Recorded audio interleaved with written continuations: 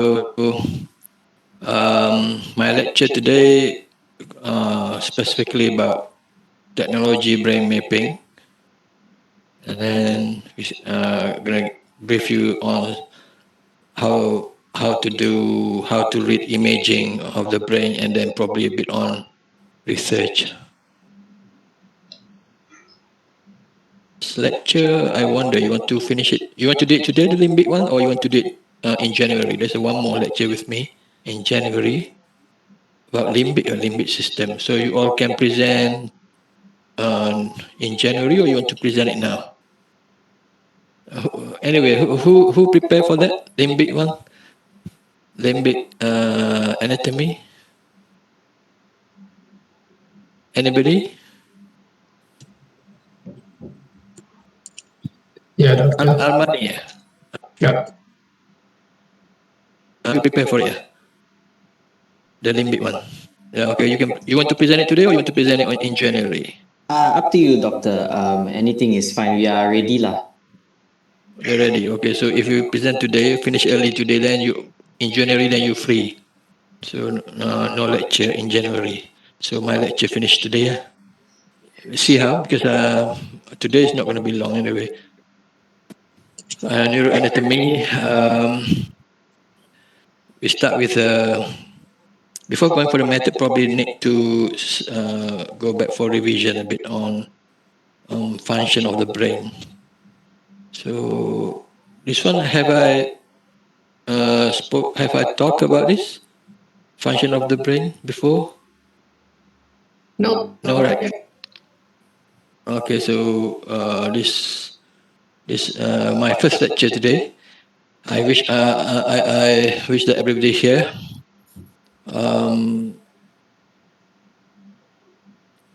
before it used to say that the brain has a one-to-one function, like one area of the cortex responsible for one function. For example, the motor cortex, the hand, responsible for hand movement. It's not like that anymore. It's not just only motor cortex. It's involved other areas as well. So the hand moving because of your consciousness, because you sense something, you see something, then there's a network of it. So instead of one to one, now people are talking about network. Okay. So the function of the brain in the detailed form is the network form.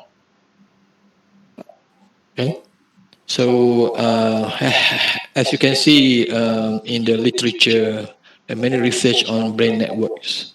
So what are those technology that they use to study the network? Function MRI is one. EEG, measure the brainwave on the scalp. Magnetoencephalography. All these are non-invasive methods or technology to study the brain function. The invasive one, you have to open the skull and put direct onto the brain to study the brain wave. Death electrode. It's invasive procedure without with risk. Okay. The one that you saw on my slide here is the imaging. A type of imaging is a functional MRI here. You see the color one. And this one, the color one is the anatomical imaging, it's the diffusion tensor imaging, the fiber imaging, the white matter trap imaging. It's more like anatomy. So people argue, is this a functional imaging as well? But most say it is anatomical imaging, just like MRI. So you can imaging of the brain into two, anatomy and functional. So anatomy, like you do CT scan, MRI brain, probably DTI, diffusion tensor imaging, the color one.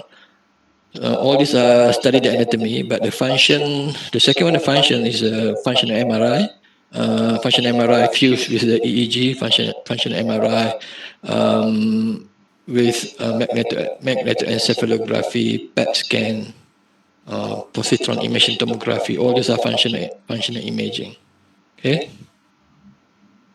So for the revision, you can see the brain has right and left hemisphere, and both have frontal, parietal, occipital, temporal, and insular lobes. The insular one is hidden inside. You can see the red one, the red here, is hidden or obscured or hidden by this operculum.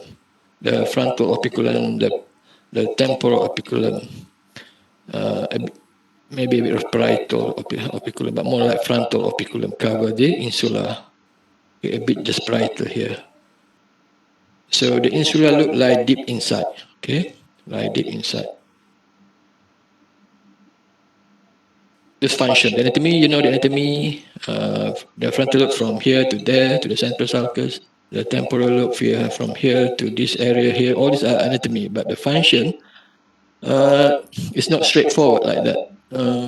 Sometimes it's different between two individuals or among the individuals.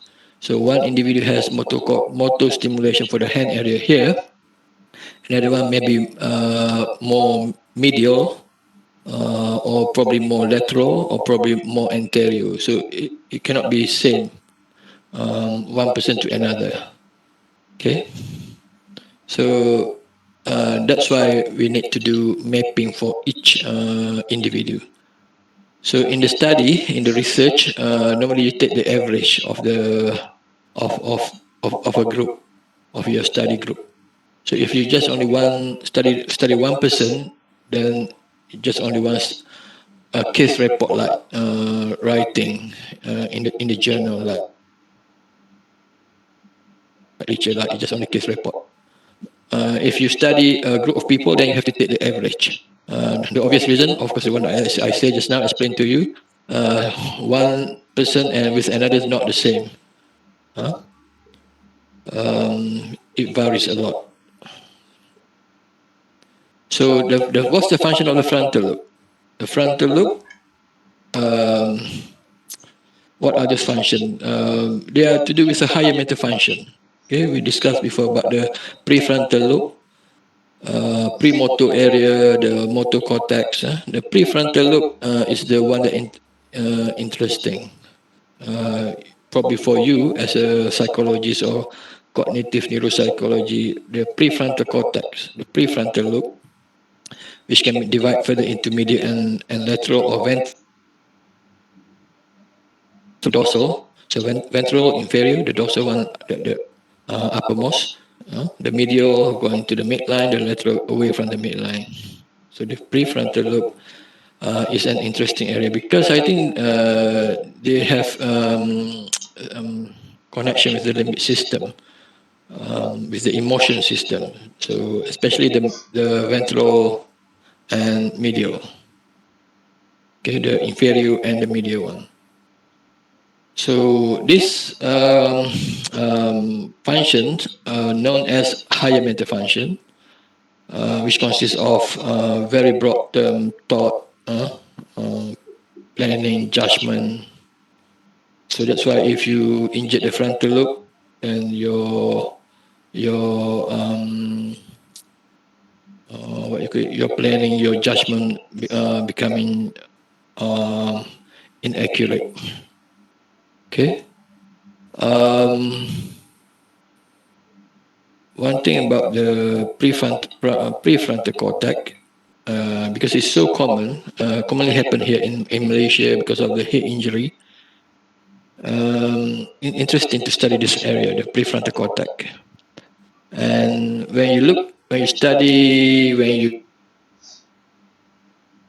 you interview, or when you meet people with psychiatric disorders, schizophrenia, dementia, Alzheimer, depression, the prefrontal cortex, the prefrontal lobe, has been the focus by all scientists.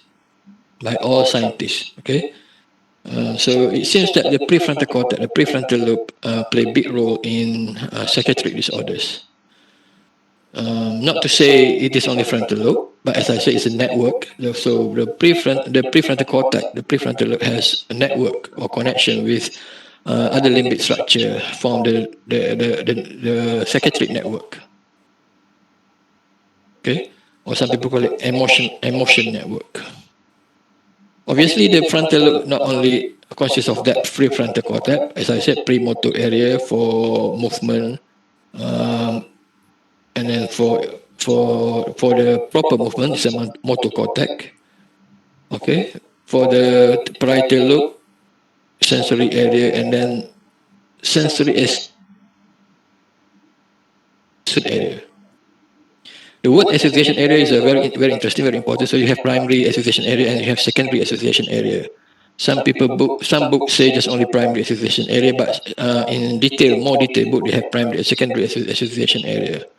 So the association area, basically they integrate the information, the input, mainly the sensory. So they integrate the input and then they pass to the other area for response, for the output. For example, the parietal lobe integration area for sensory, for visual, auditory, pass the information to the frontal lobe, and then to the motor cortex. So the patient move because of the pain that he or she experienced by step on the needle. Okay, so association area is interesting in the parietal and also in the temporal and also in the frontal. So they have three association area: frontal, parietal, and temporal. Why important? Because they are integrative area. Okay, the integration area. Cerebellum, as I said before, cerebellum is a small brain. From my first lecture talking about cerebellum, it's associated with the regulation and coordination of movement, posture, and balance. Okay. Brainstem, very compact structure. All the important network is inside there. What I mean by important network is the breathing, blood pressure, heart rate. Okay, so it's automatic. You cannot have control on them. Breathing, you can stop for a while, but you cannot stop for long. So you can hold your breath for a while, but you cannot hold for long. Okay. So this automatic nucleus or automatic center or automatic areas are located in the brainstem. So they control all these vital signs or vital values for us: blood pressure, heart rate, breathing. Okay. And inside the brainstem, as I said, many cranial nerve nuclei. Okay, from the number two, number three down. Number three, oculomotor nerve, trochlear nerve, and down. The first olfactory going to the limbic system through the olfactory for smell, and it's something to do with behavior, sexual behavior, whatever. If you smell something good odor, then your behavior that way. If you smell something not nice, then your behavior is like that. So they have connection with the limbic system. Number one, cranial nerve number one called olfactory. Cranial nerve number two is a vision.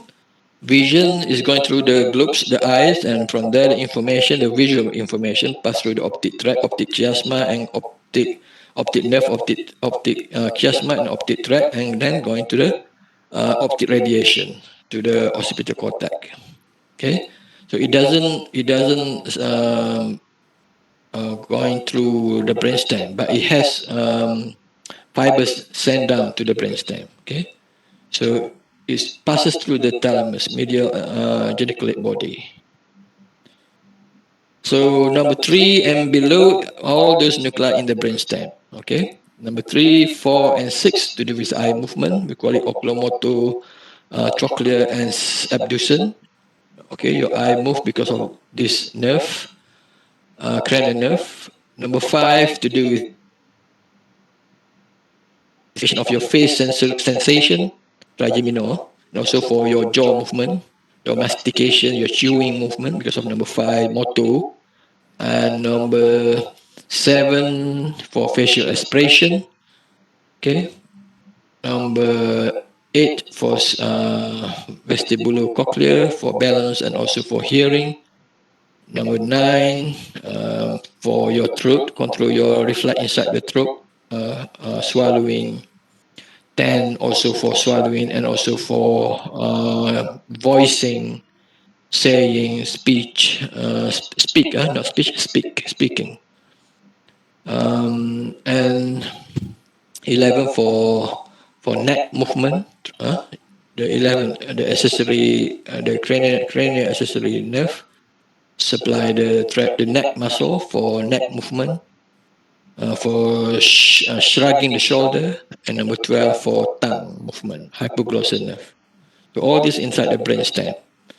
And besides automatic centers, the cranial nerve nuclei, there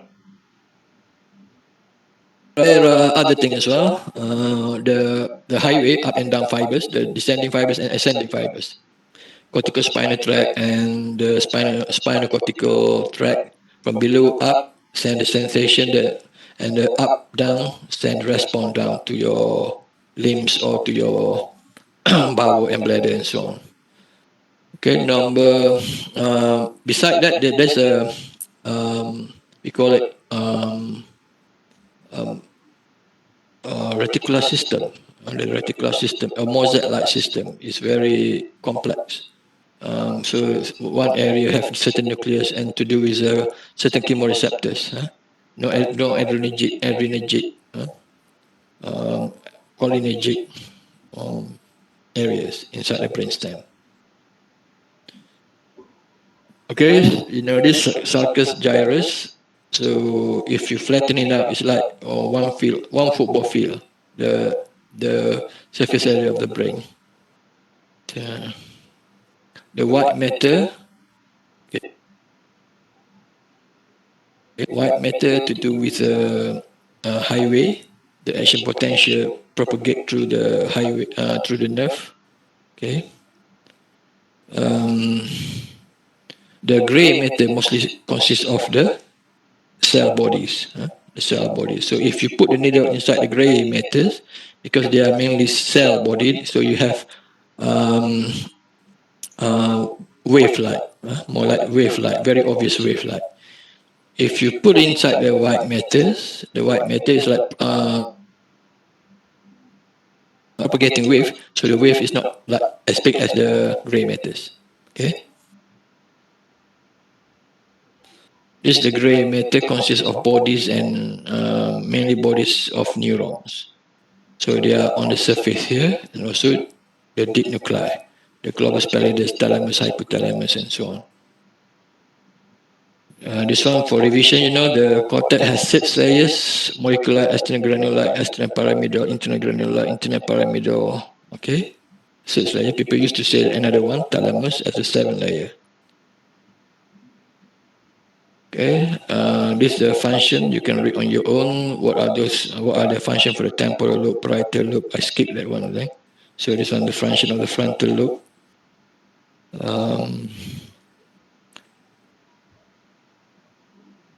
Before for judgment, planning, control, for speech, or in the left Broca area, dominant area of the frontal lobe for speech. Okay, we call it Broca speech area. So perseveration, and so if you injure the frontal lobe, so this is the problem that you're having. Loss of interaction with others. Basically, it's a poor executive function or poor judgment. Some elements of impact emotion as well. Okay, why? Because the frontal lobe, as I said, especially the prefrontal cortex, so they have limbic connection and also the basal ganglia connection.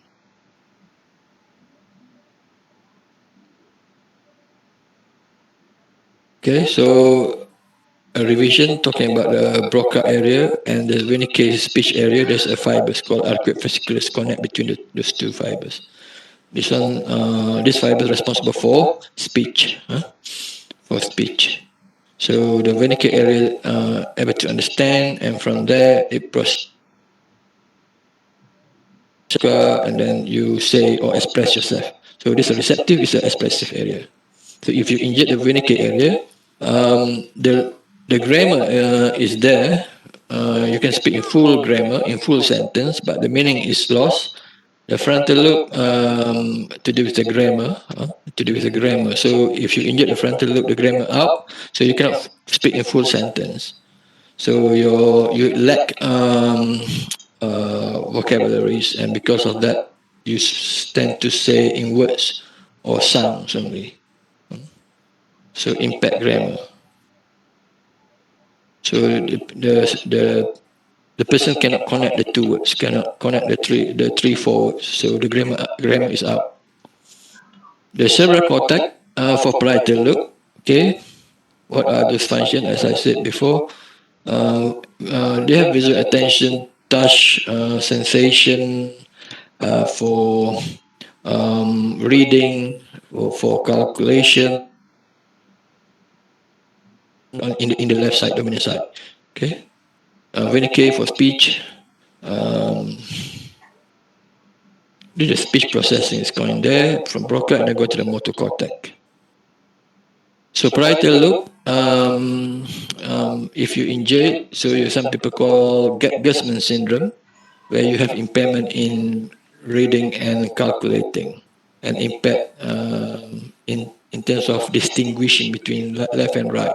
So if you have alexia, unable to read, and left-right disorientation, and you have agraphia, cannot write, alexia, cannot read, then you have Gusman syndrome, called Gerstmann, Gusman syndrome, a collection of symptoms. It's a so-called syndrome, collection of symptom or signs. These are occipital lobes. Revision for you. So they have Broadman area 17, 18. The primary Broadman area 17 for vision. Secondary is 18 Broadman area for visual, secondary visual area. Okay.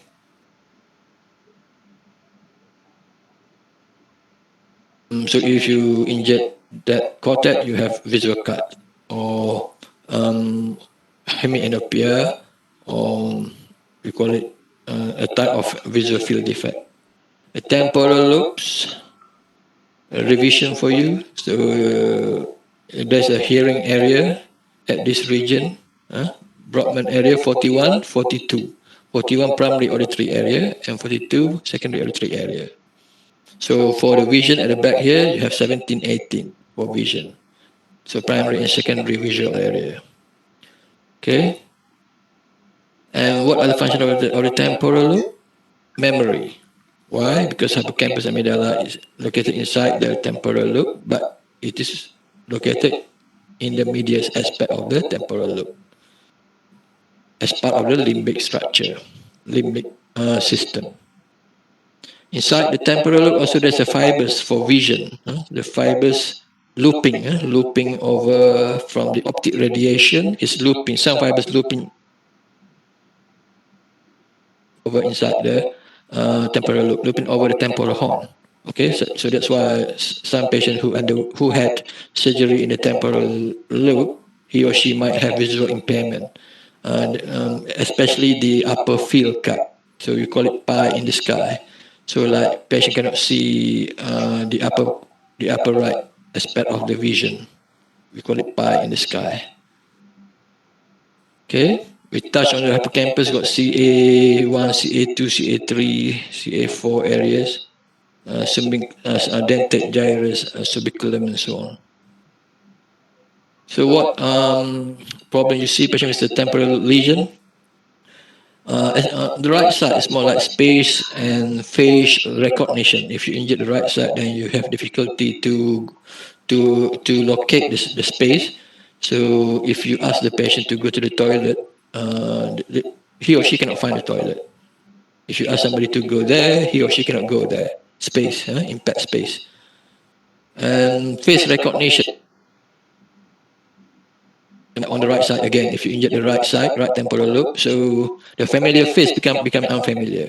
Okay, unable to recognize familiar face. Difficulty in understanding spoken word. Part of the Wernicke can be in the temporal lobe. Okay, attention. Okay, part of it play role in the temporal lobe, short-term memory because of amygdala hippocampus. Long-term memory again because of that radiation from the amygdala hippocampus to other area. But mostly they affect the short term or retrieval of the new memories, difficulty to retrieve the new memories. Short term is impact more than long term if you injure the temporal lobe. Okay. Perseverance, right lobe damage can cause persistent talking or perseverance. Again, any injury to the limbic system, it's interesting to note these features, or we call it perseverance, persistent in something. So if you study, if you look at a psychiatric patient, most of them do have this perseverance characteristic. Aggressive nerve because of amygdala again, amygdala inside the temporal lobe. The amygdala lie in the uncus. Uncus is part of the temporal lobe. Okay, the uncus is part of the temporal lobe. Where is the uncus? Uncus is just um, um, anterior front to the hippocampus. Insular lobe, as I say, is so it used to call island of rail. Actually, it's not island. Island is supposed to be disconnected from other area, but actually it's not disconnected. Actually, it's connected to many areas. The thalamus, hypothalamus, to the brainstem, to the other cortex. Okay, so it's not really island. People used to say island, but it's not anymore. Okay, go back to the association area. This the one that I talked just now. I mentioned to you about the association area, parietal temporal association cortex, the limbic association cortex, the prefrontal association cortex. It's part of the prefrontal lobe. Sorry, Yeah, Doc. Would you please go back to two slides before with regarding insular lobes? Yeah. Okay. This one. Can you please explain this MRI picture a little bit more? The AFP. This one just show the network. The network. You see the yellow one, the pulvina. This color one's amygdala. This one insula. Yeah. Insula here, insula. The insula. What color is that? Brown. So this one. Or is it amygdala? Anyway, is it amygdala? Looks like amygdala. This one amygdala, this one pulvina of the thalamus. So pulvina is part of the thalamus. It's dorsal anterior cingulate cortex. This part of the cingulate cortex. Okay, cingulate cortex is part of the limbic system. Cingulate gyrus or cingulate cortex. The anterior part of the cingulate cortex play a role in emotion, the limbic system. This one, the striatum. The striatum consists of the basal ganglia structure. Okay, the caudate nucleus and the what you call it putamen, the putamen. So this is a striatum. The dorsolateral prefrontal cortex. Forgot to mention the medial and the inferior is a limbic, but the lateral part, the dorsolateral especially, do have some limbic features as well. The dorsolateral part of the prefrontal cortex. Okay. Okay. So this just I take it from somewhere general. Maybe it's a show just a network of different nodes or different area. We have connection with the insula. I think. Insula. This one insula. This color is insula. Okay. But the drawing is not really precise. It's too anterior, too front. The insula. It should be like somewhere here. Okay. This one the association area. Okay. Cerebral hemisphere. This is just only quick revision that you can read on your own. Based on my experience, the right hemisphere and left hemisphere they are interconnected with corpus callosum. The big one here is a corpus callosum, and the smaller one we call it anterior commissure. The white threads that connect the right and left hemisphere consist of corpus callosum, one, second anterior commissure, and posterior commissure. Where are they? The anterior one somewhere here, the posterior one somewhere here behind. Not this slide, but lower down slide. Maybe I'll show it later, with different, maybe on MRI images later on. But what another point, the right side normally is a spatial temporal. That means something to do with the space and to do with more like the right side, more like face recognition, geographical distribution, melodies of the speech. The left side more to do with skill, to do with your skill, timing, and so on, precision. More in the left side. So right is space. The left is more like timing, precision, calculation, precise. So precise to do with science, space, more to do with arts. So your arts maybe more right side. But actually, it's not that straightforward like that. People used to divide in that sense, but I think maybe for you, you can look as a in general term. So left side, right side, skip that one. So have you heard right hemisphere syndrome, left hemisphere syndrome? So because of that classification, so if you injured the left side, so your skill affected, your precision affected. So what are the skill? Skill something that you need to have to live in this world. So what are the skill? Basically your scientific skill, your language skill, your communication skill. So you're unable to do good communication, you're unable to write, you're unable to do calculation, you're unable to think in logic, in scientific way. So more like left side. And the right side, right hemisphere syndrome, as I said, is to do with the space, face recognition, creativity, art, insight, dimension, imagination, more on the right side. Okay. So some these out of body experience because of space, the body out from your body. So it's something to do with the space. So people say it's on the right side, right angular gyrus. If you stimulate the area, so you have a feeling like your body come out from your body. Okay, the right side of the angular gyrus.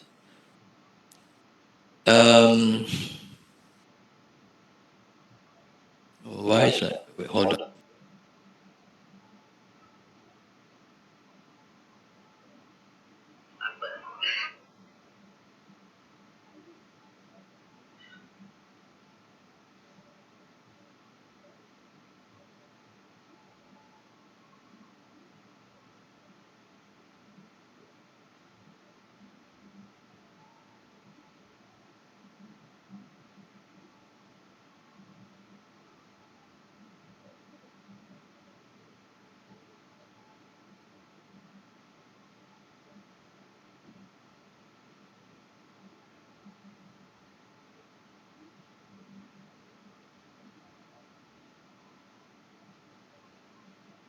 Doctor, sorry, you're on mute. Can't hear you.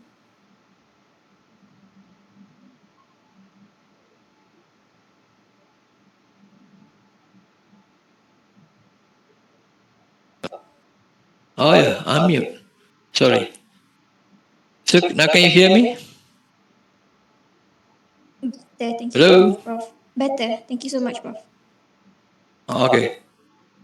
Where are we? Can you please go back Why, to, because before, why it doesn't move? this one. Yeah, this one, the connection between right and left hemisphere, you have corpus callosum, the big white matter tracts connect between right and left hemisphere. So the motor side connect through with the opposite side through this mid region of the corpus callosum. The more anterior is the premotor connection. If you go down here, it's a prefrontal lobe connection, more like limbic area here. Same as the behind here. So to do with the vision line behind here, the splenium area. Okay, so it depends on the side of the cortex. So motor midline, the premotor more anterior, the limbic the most anterior. The vision auditory behind here. Okay. And beside corpus callosum, there's other fibers, white matter tract, other white matter tract that connect between right and left hemisphere. What are those tracts? the smallest tracts. What are the smallest tracts? The anterior commissure here in front of the third ventricle. This anterior commissure connect the right and left limbic. Which part of the limbic is the amygdala hippocampus? So the anterior commissure connect the right and left amygdala hippocampus, and the posterior commissure also connect the right and left hemisphere. So which part they connected with? This one in posterior commissure is deeper and connect between the pulvina of the thalamus, and also part of the inner part of the parietal lobe, so, posterior commissure. The habenular commissure connect between right and left hemisphere as well, but they have white matter tract from somewhere else that go join as the habenular commissure. This small white matter tract coming from the hypothalamus. Okay. This connection you can see on the when you study the thalamus hypothalamus.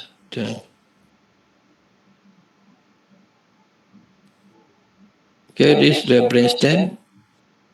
You remember your brainstem, all this cranial nerve, long tract, the cranial nerve, and so on.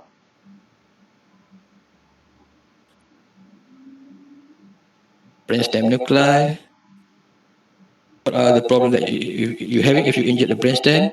You can die from it. You can because of the breathing heart rate is inside there, and you have impaired in consciousness because the reticular system there is connected with the thalamus hypothalamus. It's part of the consciousness system. What else?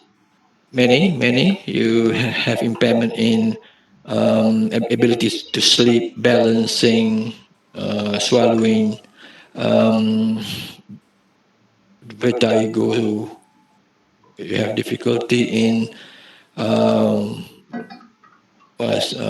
controlling your autonomic system, your heart rate, your sweating.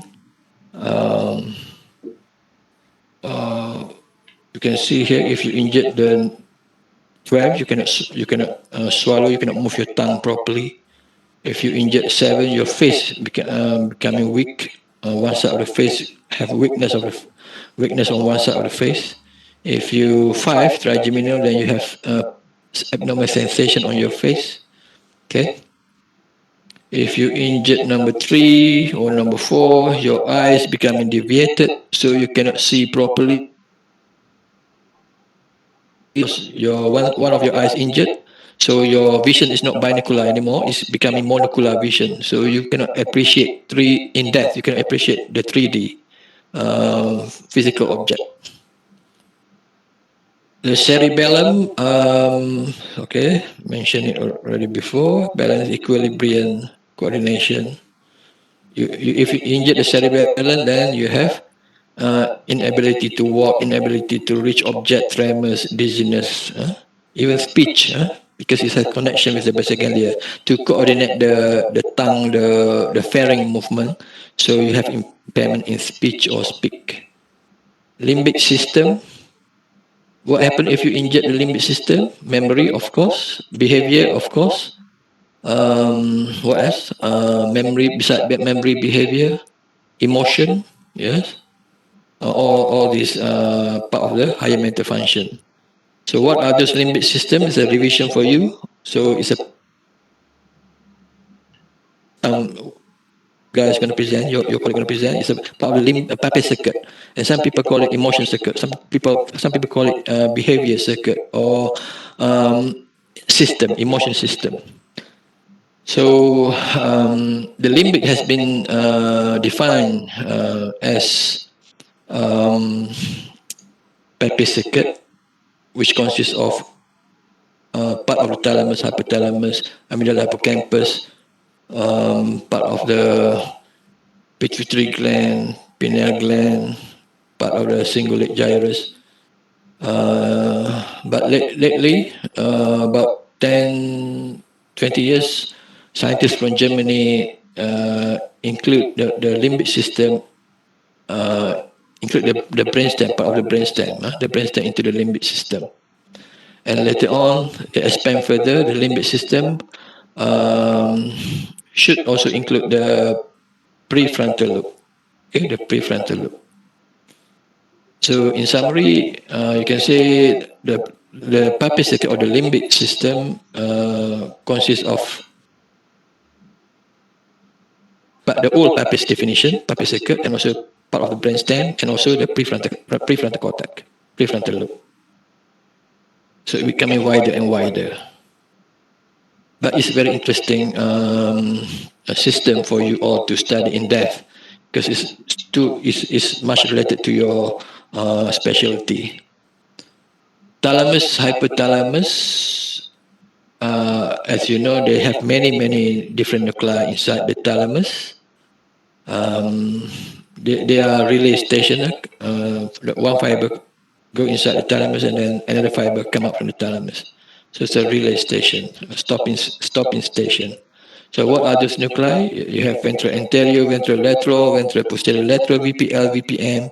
So many nuclei. Why many? Because each nuclei has different function. Different function.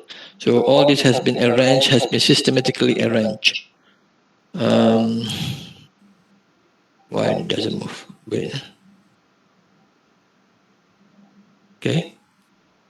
So for example, the lateral for vision, mediogenic nuclei for hearing, reticular nucleus inside the thalamus to do with the reticular connection with the part of the brainstem for arousal, consciousness, VPL to project to the sensory area, ventrolateral project to the basal ganglia for the motor, for the balance, ventral anterior to the motor cortex, primary motor cortex, premotor cortex. Okay.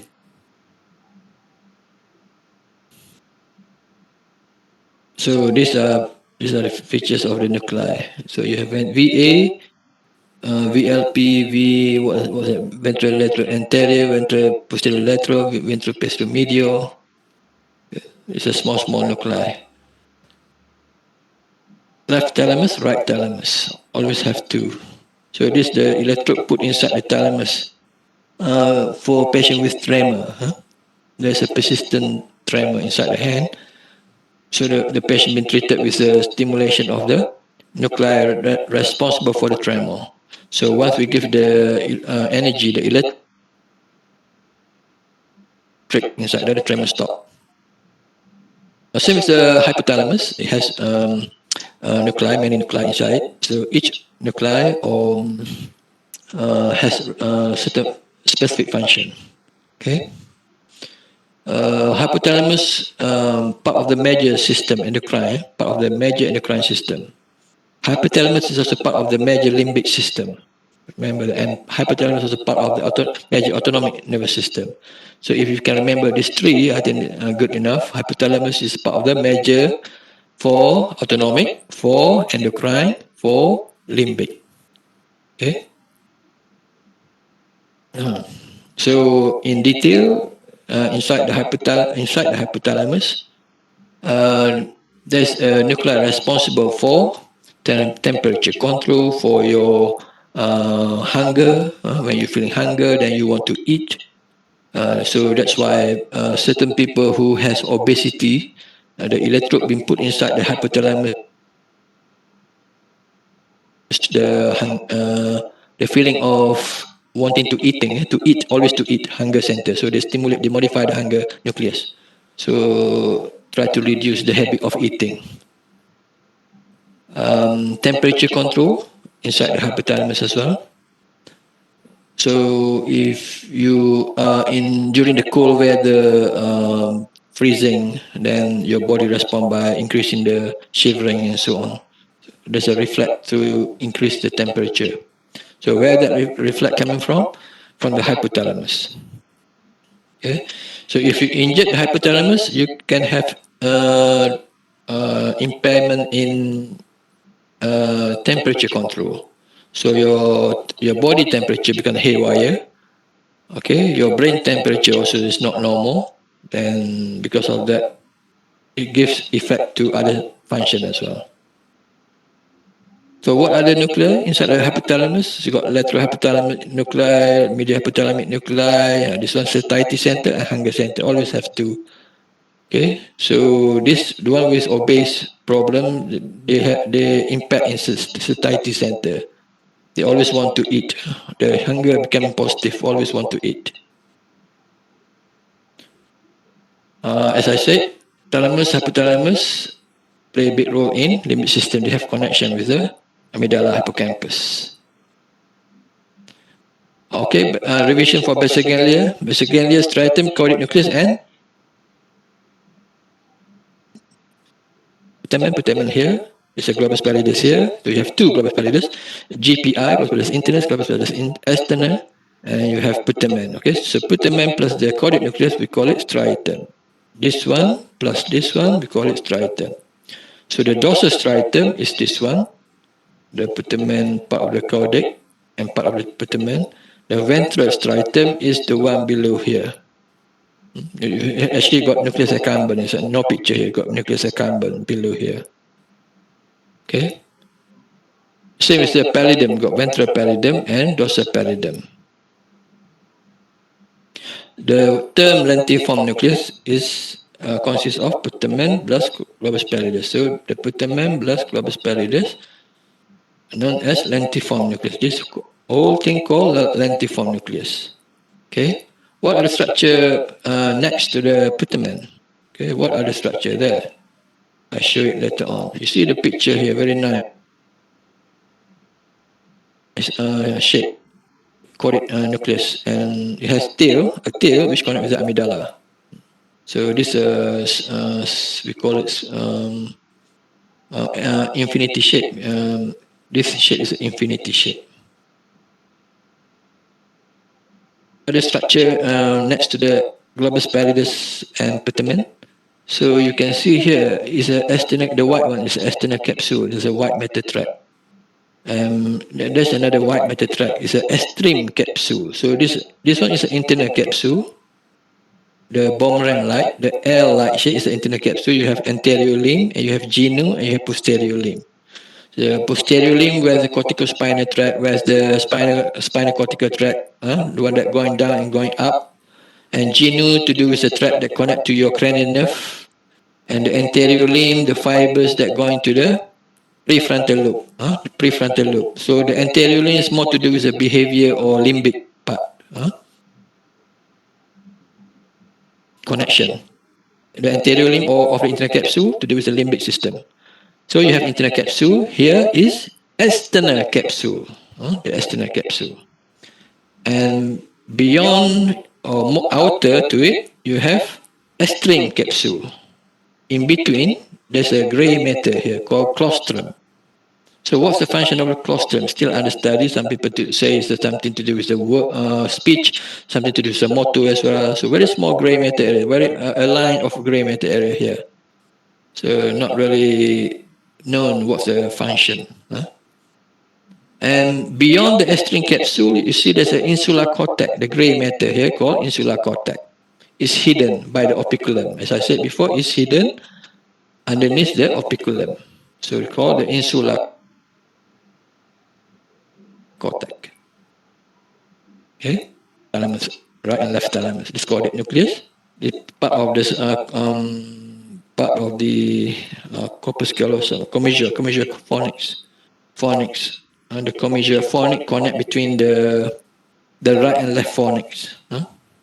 The fornix coming from the hippocampus. It's looping like ring like lot of the ring like structure. The two lot of the rings, the caudate and the hippocampus. Okay, basically connection movement, cerebellum, perfection.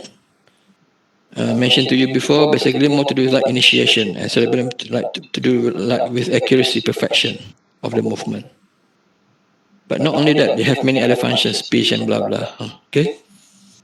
So these are the 3D features of those important structure. Number 4, what's number 4? Putamen. What's number 5? GPE or globus pallidus externus. What's number 6? Globus pallidus internal.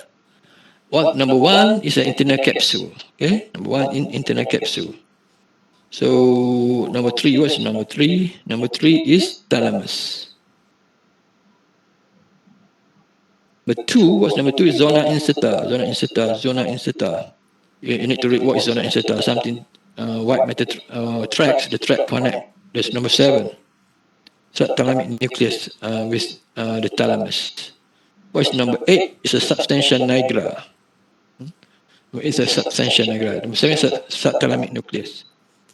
So this is the target for the Parkinson patient. Parkinson with tremors, rigidity. So the doctor put the electrode inside here to relieve the rigidity. If the patient have more tremor, the electrode can be put inside here, number 7, subthalamic nucleus, or as I showed it before, into the thalamus. Either one. Vision. Okay, skip that one. You have lecture on vision. Auditory system, so only certain frequency that you can hear, 20 to 220,000 Hz. Cochlea responsible for hearing. Vestibular system more to do with the balance. Okay.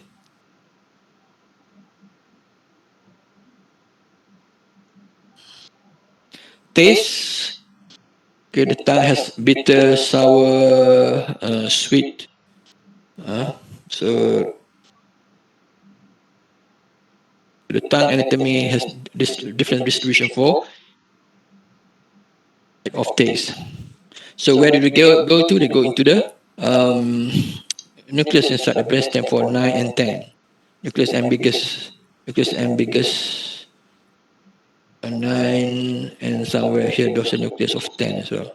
And where it's going up from here is going to the insula for taste, insular cortex. As I said, olfactory smell is going through the olfactory system. And in the amygdala, or part of the limbic. Neuroendocrine, hypothalamic pituitary. So the secret hormone. What are these hormones? The thyroid gland, parathyroid hormone, the steroid hormone, the control the ovaries, control the testes, the male and female characters. These are coming from the pituitary, and the pituitary itself has major connection with the hypothalamus. Okay, the hypothalamus has connection with the limbic system. So that's why, and limbic and behavior or hormone and emotion, they are always interrelated. Okay, so if you have lack in hormone, impaired in hormone, your hormone becoming reduced as you get old and old. As you get old, menopause, so they call it menopause. Then you have altered in your emotion, in your behavior. You tend to be more like an angry person, want to be everything, want to be fast, everything want to be precise. You are more like what you call it, fussy, because of the changes inside your brain. Okay, how about pleasure addiction? Yes, all this pleasure addiction, alcoholism, drug, sexual behavior, all this happen inside the limbic. Okay, one study been studied a lot is the nucleus accumbens, part of the ventral striatum.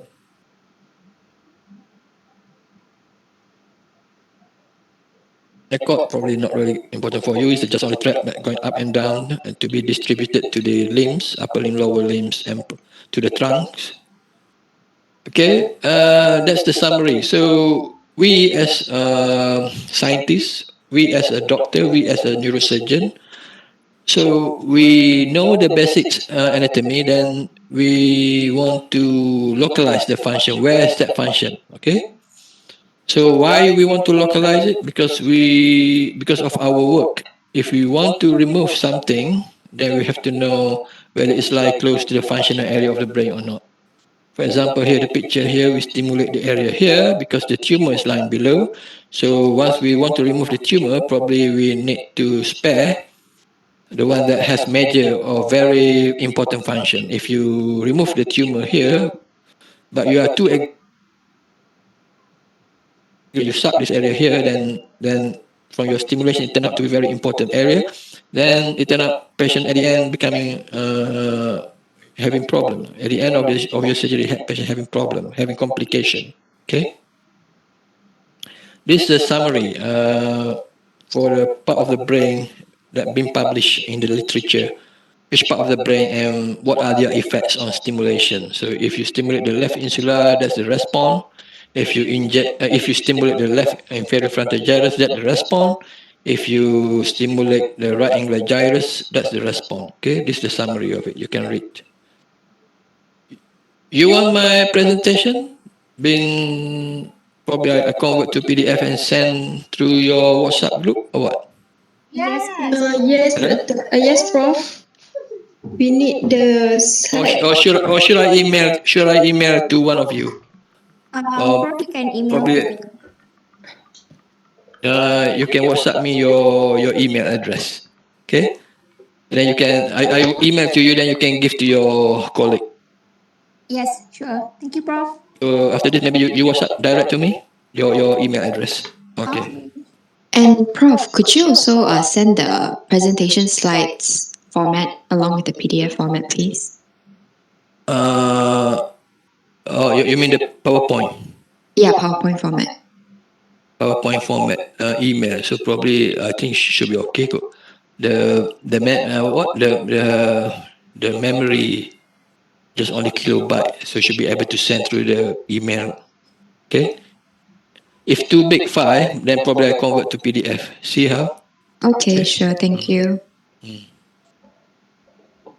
Good. By knowing this background, then we go skip to we go direct to the function of the brain. How to know this part of the brain responsible for this and that and so on. We call it the methods. Okay. The methods. So we used to map the brain by only based on clinical values. That means if patient have weakness of the limbs, then the MRI show there's a lesion infarct in that area, so it's tally. So the clinician, the doctor say, oh, that's the area responsible for that. Okay, it used to be mapped like that. So it's more like one-to-one. So now we try to work. It's not just only one area, it's a network, the brain. Okay, interesting to note that most of the network, I think all the network consists of the consciousness. So if you want to move your hand, so there's a node for consciousness must be present. That means the brainstem must be active. Oh? Part of the reticular system must be active, or the conscious network must be active. So this is the old timing where people map the brain according to clinical values. Okay. So the modern mapping nowadays consists of many different type of technology. So number one, I said most nowadays use MRI. Okay, the MRI technology. So the energy or the wavelength, the magnetic wavelength for the MRI is around here, around the radio wave area here. The PET scan around here, shorter wave. This one longer wave. PET scan. So this show different wavelength. From the smallest one is it smallest one? Can see 10 power 9, 10 power 16, 10 power 13. So this slide shows the principle behind it is energy. Okay, the wave.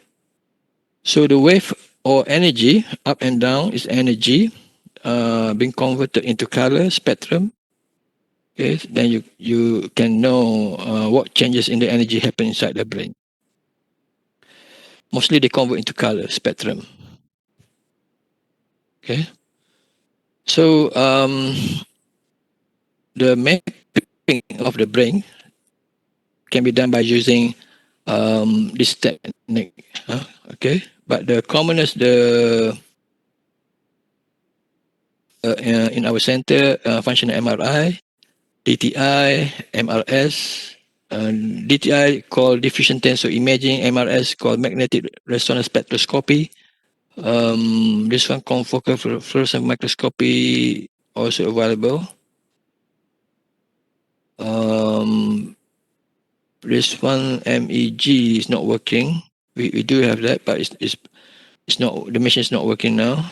EEG, functional MRI. Yes, we do have EEG. We do have ECOG, intraoperative EEG. Atlas. Okay.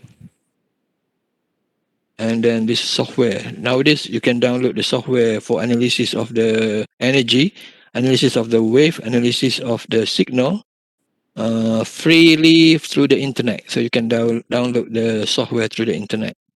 For example, the software to analyze the function MRI, the software to analyze the the EEG are easily available through the internet, and they are free. What you need to do is just to quote, just to cite where you download from.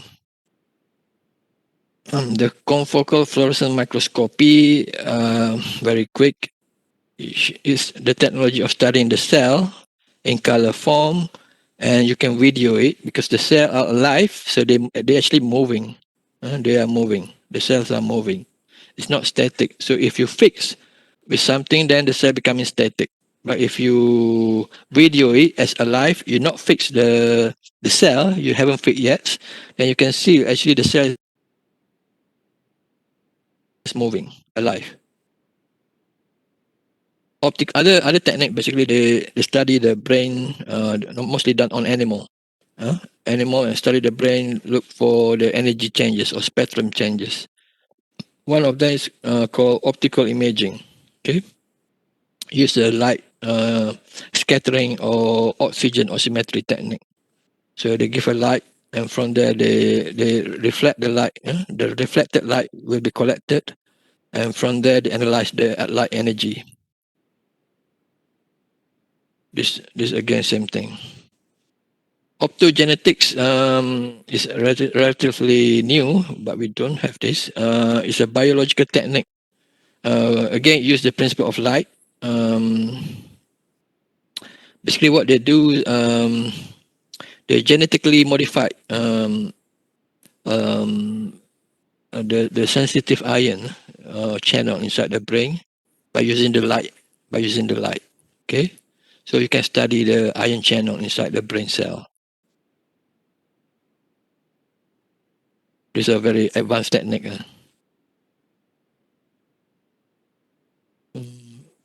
Somebody who good at it should give lecture on it. Not me. I'm neurosurgeon, so I don't know much about it. People who are expert in it should give lecture on it.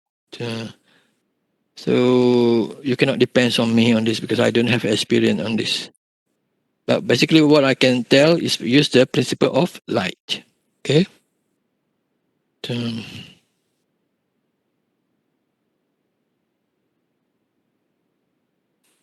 So it's a neuromodulation method that uses a combination of technique from optics and genetic to control and monitor the activities of individual neurons inside the living tissues. This precisely measure activities because it's real time. It's a real time measurement. Doctor, may I ask a question regarding this optogenetics? Is it possible to also see the disorders? I think so because you study the normal one, then you compare with the abnormal one. Mostly they study the ion channel, the calcium ion channel, the synapse, the neurotransmitter membrane voltage. This one you ask your colleague, neuroscientist. I not really know about this. Okay. Okay. Thank you. Yeah. MRI, functional MRI. This is the one that the clinician use to map the brain area by using the BOL technique. What is the BOL? BOL stands for blood oxygen. Blood oxygen level dependent. Blood oxygen level dependent changes in the magnetic resonance. So if the brain area becoming active, So the level of the oxygen change, and that changes will give signal which we can collect and determine that activities. Okay, changes in the oxygen level. So why the oxygen level changes? Obviously, because once you do something, the oxygen being used, being consumed, and oxygen level will drop. Okay, so from that you can measure the activities. As I said here, neuronal activity result in blood flow. Okay, via local capillary, this lead to increased ratio of oxyhemoglobin to deoxyhemoglobin. So once you do something, there's increased consumption of oxygen. So initially, oxygen very high. The iron in the oxyhemoglobin is paramagnetic and reduce the T2 signal. Okay. So because of these changes in the ratio of oxyhemoglobin to deoxyhemoglobin, then the changes in this ratio give signal, different signal on T1 and T2. But here, for the bold technique, the signal changes is in the T2. The bold signal used is the T2 one. So where in the T2, you can see the increase in the T2 signal, suggesting of increased neuronal activity. Okay. So bold techniques apply for T2, and that T2 changes happen because of alter ratio in the deoxyhemoglobin, between the oxy and deoxyhemoglobin. Okay, that called bold changes. So this is the Broca left side. This is the motor cortex. This is for hands. This for the limbs. Language red one. Some other area got highlighted as well. Okay, language on the this one on the right side. This one left side. Remember, the imaging sometimes can flick over. The standard one is the right side here, but the left side here. But some brain function technology, the image is opposite. The right becoming left, the left becoming right. So you have to aware of it. Okay. Some software they automatically flip over, so the right becoming left. Okay. The magnetic resonance spectroscopy determines the metabolites for the area of the brain. The metabolite peak you can see according to the timing. This is the timing. The below one timing. The x-axis is the timing. So the unit for the timing is parts per million, ppm. This is the x-axis. Okay, the y-axis is amplitude. How strong is elevated. So the parts per million is the timing. So you have 0.9 to 1.4, 1.3, 2. So it started from the right side. It started here, 0 here. It's like Arabic numbering. So on the right side, start with 0, 1, 2, 0, 1, 2, 3. So it's going to the left. So 0.9, 1.4 is here, around here. Okay. And 1.3 is further away, further to the left. Okay. 2 is going further to the left. Okay. So what are this peak? I think this one NAA. This one NAA. Somewhere here. And this one choline peak. Where's the choline? Choline is a 3.2. Is more to the left. So it's 3.2 here. And it's a choline. So this peak choline suggesting that this area, they measure the MRS on this lesion, have choline peak. The lesion has choline peak. It suggests tumor. The choline suggesting tumor because choline correspond to the cellular proliferation or the marker for the cell membranes. Okay, so the cell membrane high, that means there's a high proliferation. suggestive of tumor. The way to remember C. C, I remember is C for cancer. And NAA peak is normal, measure neuronal axonal health. So it should has normal peak. N for normal, the way to remember. Lipids, lactate, more like for metabolism, for infection, for inflammation, lactate and lipids. Okay, now move to the diffusion tensor imaging, DTI. This technology use the direction of the water flow inside the white matter tract, inside the axon. So you have axon here and you have cellular body here. So the action potential propagate through this way or going that way. Okay, it's going in and out. And beside the action potential, there's a movement of water as well. Okay, of water. So this technology use not the propagation of the action potential, but use the water propagation.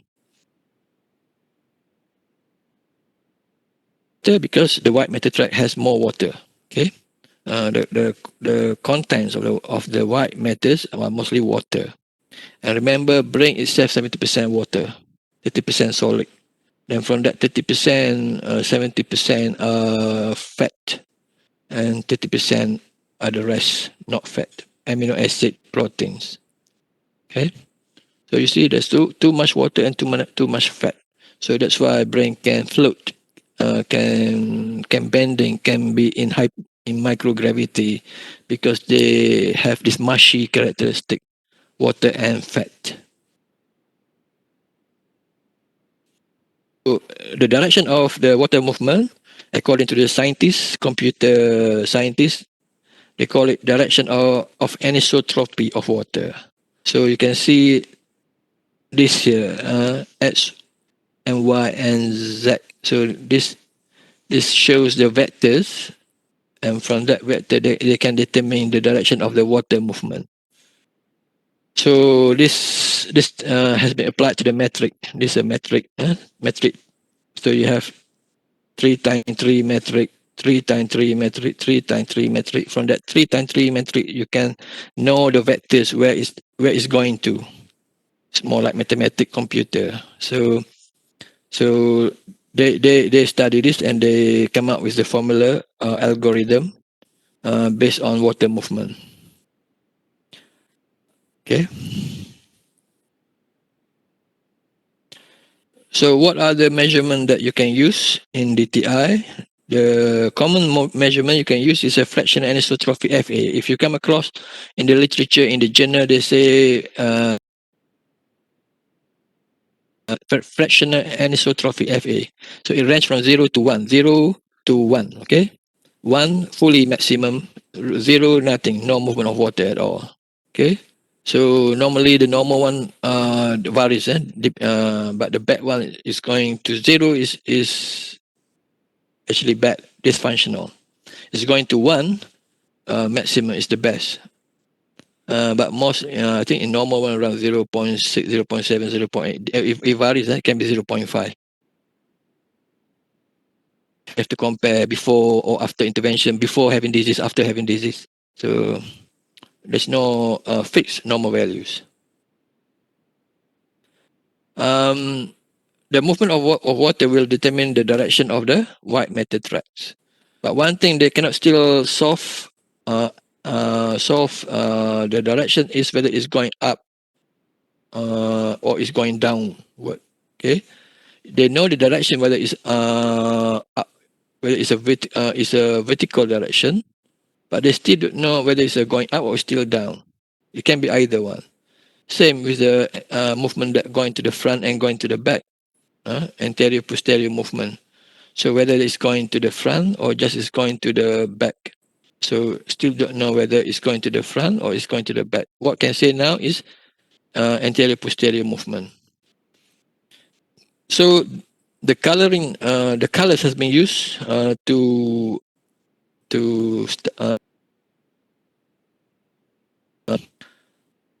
internationally map internationally map the tracks.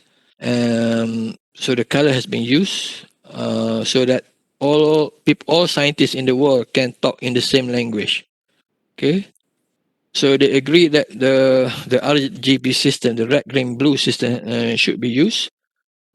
Where all agree that the red is for the fibers that going right to left or left to right, and the green for the front to back or back, and the blue for the below to up or up to below. So they agree on those coloring. Remember the RGB, red, green, blue system. So in proper DTI, you can see those three color.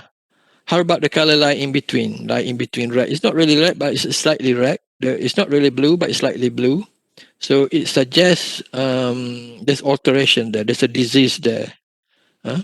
Or maybe there's a compression there. Or maybe there's a ischemia there. The blood supply is not enough to that area. So the color becoming blurred, slightly less blue, slightly less red. Okay. So again, the color also shows suggesting of pathology, abnormal thing happen in that area. Okay. So by knowing the colors alone, it won't give you the values. It won't give you the statistics. You cannot do the statistic because just only a vision, coloring vision.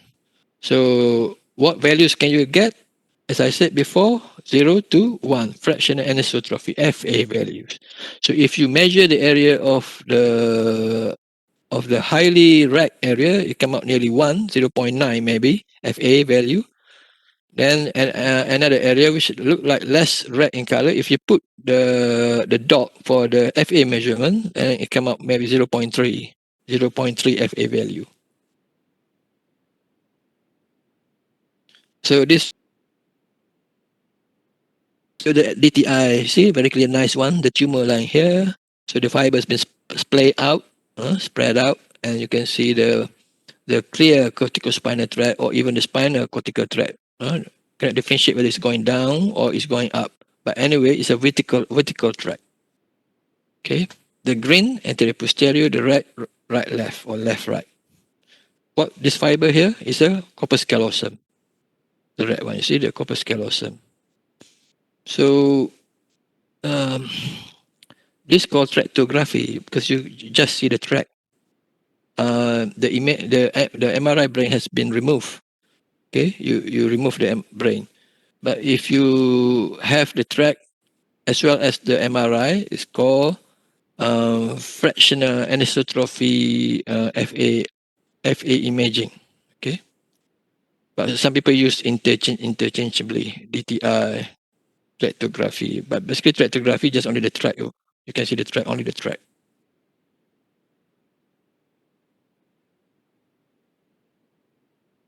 So why you need this DTI? Because you can study the tract that connect the two or more nodes area or gray matters. For example, the uncinate fasciculus here connect the gray matter in the temporal lobe with the frontal lobe gray matter. The arcuate fasciculus, the language Broca area 44-45 to the vena cava area here. Okay, even down further in the temporal lobe to the amygdala hippocampus area even.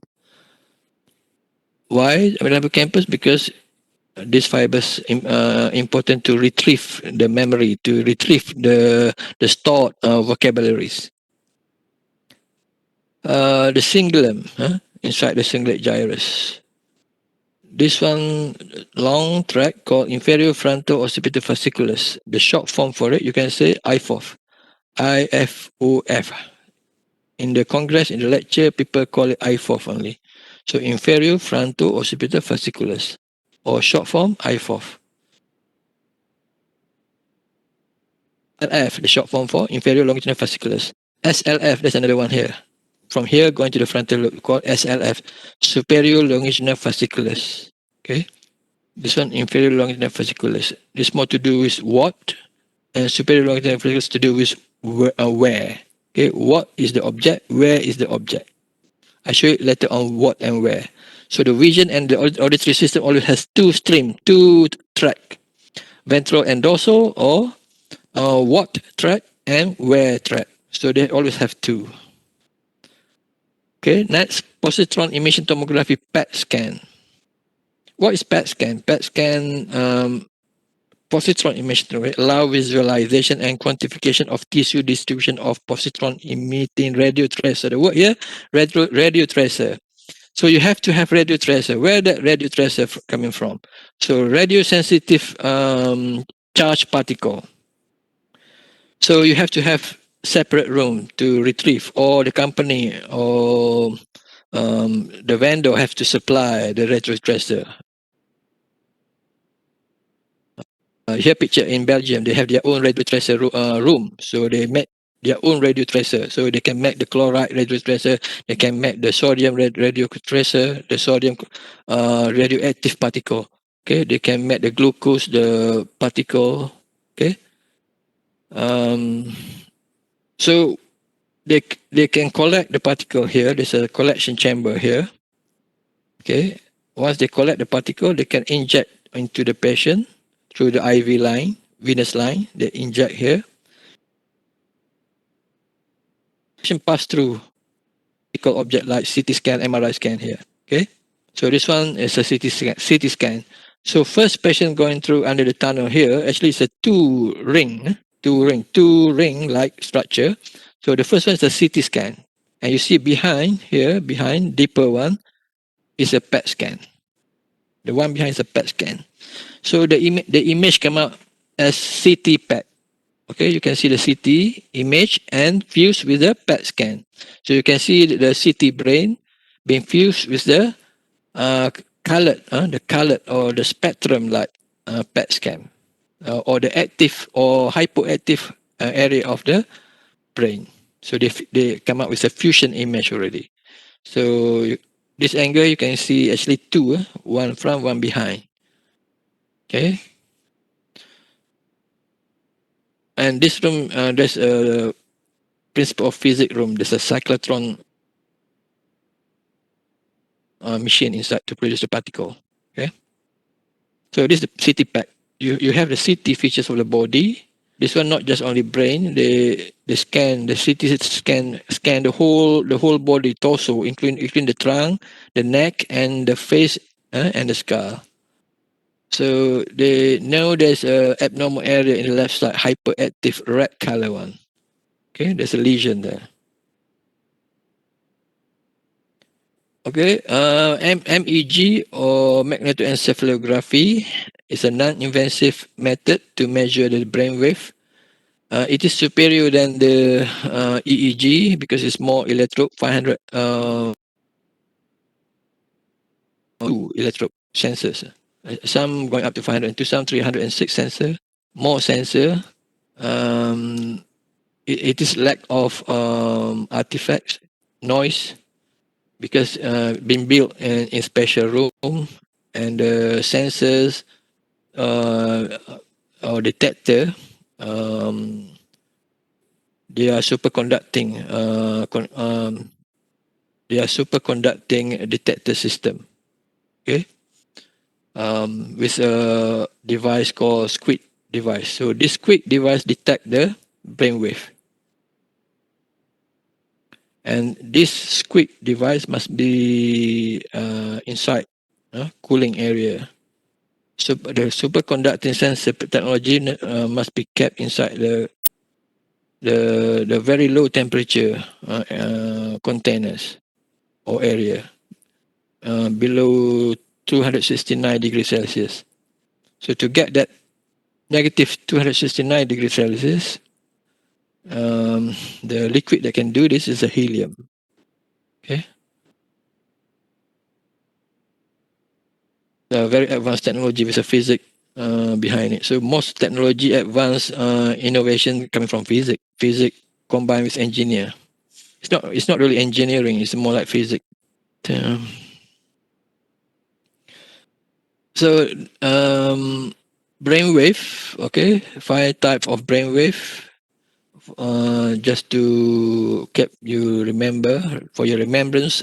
The delta, theta is a slow wave, alpha 8 to 13 hertz, beta 30 hertz. More than 30 hertz, we call it gamma. More than 50 hertz, we call it hyper gamma. More than 100 hertz, we call it lambda wave. LAMBDA, lambda wave.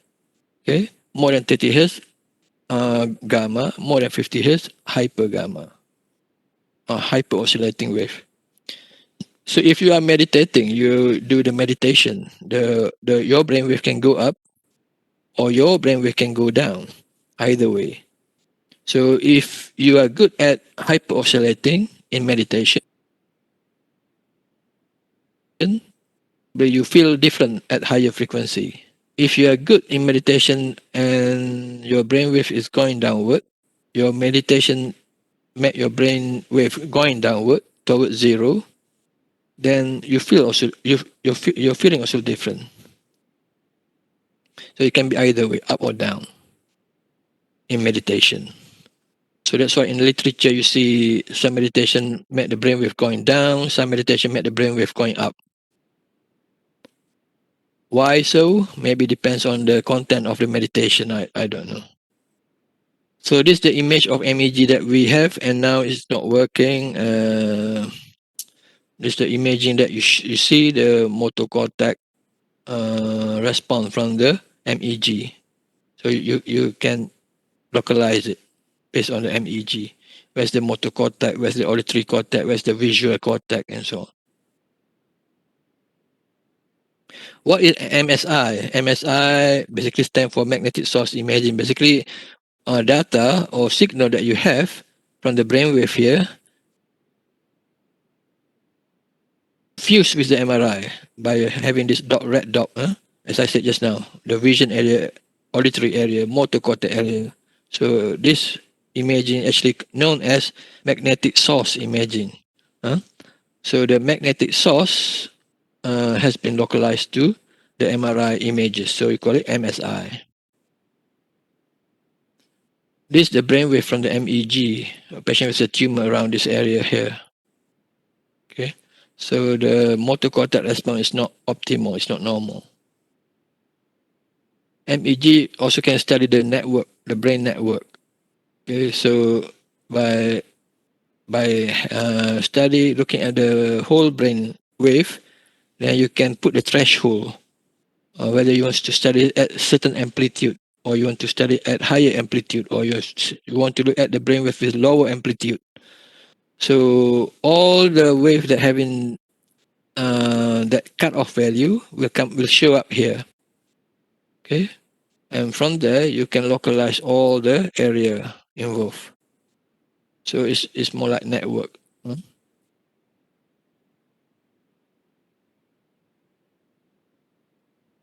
Again, it can be artifact. The artifact from whatever here, then the network, they're not also becoming highlighted here.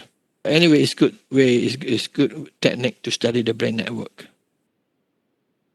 So from this data, from the brain wave data in MEG, the engineer, the computer scientists, can do more analysis by using their own algorithm, mathematical algorithm or mathematical formula, so they can create different sort of data or representation of the data. For example, here they represent the electrode of the MEG electrode, the 306 sensor, in a circle way. Okay, this is a frontal sensor, this is a temporal sensor, this is a parietal sensor, this is an occipital sensor. So basically, what they trying to represent here is the whole brain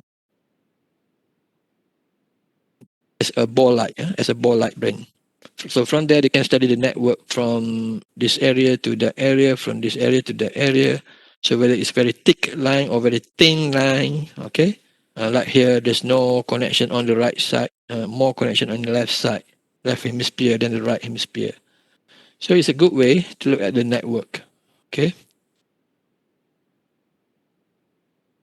This example of MEG used for network study. This is a healthy person, MEG, with a lot of connectivity between the sensors. When you do study on patient with head injury, severe head injury or moderate head injury, you see the network become less than the normal healthy person. And the patient underwent rehabilitation, then the network becoming more. Okay, the recovery phase or the rehabilitation procedure or technique makes the patient becoming better. And this is shown by the brainwave network. Okay, this again shows network study for the MEG with patients with insular tumor. This is an insular tumor here. You see the gray, the hyper intense area here. It's a tumor here. Okay. So when we study the brainwave with certain threshold, this one we take a cut-off value for certain values, then we can see the hyperactive brain area for that threshold area. Okay. How about EEG? EEG widely used because it's less expensive than MEG, so easily available. But the drawback of it, can be analyzed by inexperienced investigators. Okay, I've seen in the Congress shows a signal, but actually it's an artifact. So these people not good at interpretation, which one is the right signal, which one is the artifact. So they include in their study, in their analysis, where the artifacts play major role, big role. Okay. So to get them into clinical applications, maybe yes for certain things, but most are at the research level. Okay. So again, the drawback of the EEG, and they use the electric, the voltage. MEG use the magnetic potential, but the EEG use the electric potential. It's different between electric and magnetic. But they always come together. The electric always come with a magnet. You have electric current, then always a magnet there. Okay, 90-degree to it. The magnet. Once you have magnet, you always have electric there. Okay, so it always come together. EEG use the voltage, electric current. MEG use the magnetic current. EEG, brainwave. Okay, this is SCAP EEG.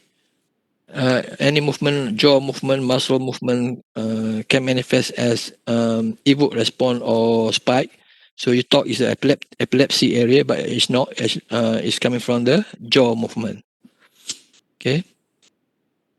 So you need to have some knowledge or experience to know which one is the right signal, which one is the artifact signal. Okay. Much better than EEG is the intraoperative or electrocorticography (ECOG). Why? Because it's patched direct onto the brain. Okay, so it's direct from the brain. So it's a gold standard to study the brain wave. And the wave is very clear. And sometimes you have to reduce the power here, because if you use the EEG power, the wave is so big. Okay, so you have to reduce to 20. Standard in EEG, but you have to reduce to 20 for the ECOG. If you put it at 70 power, then the wave is too big.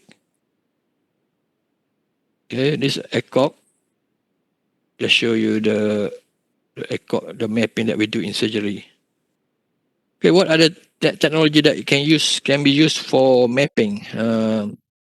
Beside EEG, MEG, functional MRI, ECOG, TMS also, transcranial magnetic stimulation.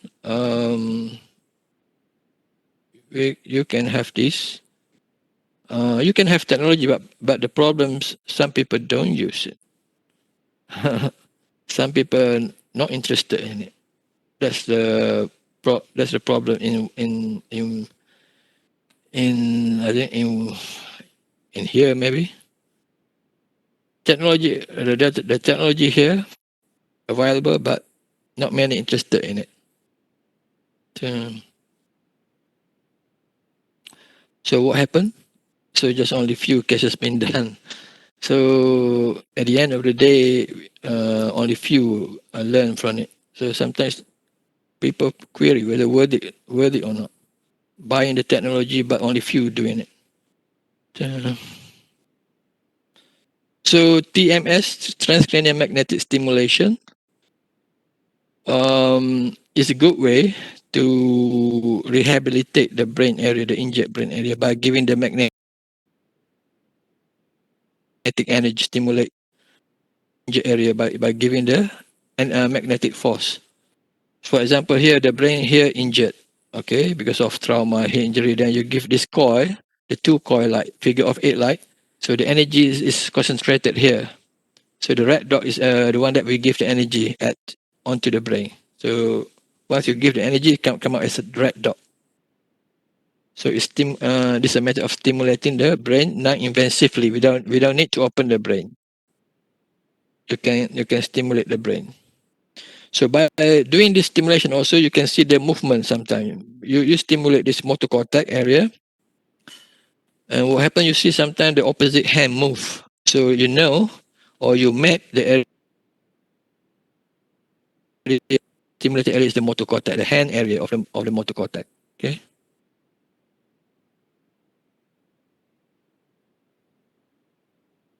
This again shows the motor cortex right and left side. Okay, by stimulating the hand in the opposite side move. Okay, there's a jerky movement. Or you can put the EMG needle. EMG, electromyography, where you detect the evoke response inside the muscle because of the contraction. So that EMG can be needle light or can be surface light EMG. Okay.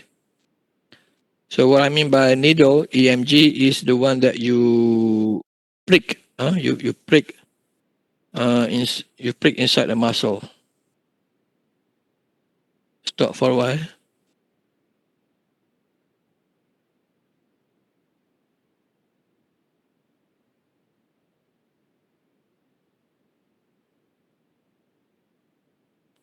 Hello, you all can hear me? Hello? Yes, Prof. Prof. Okay.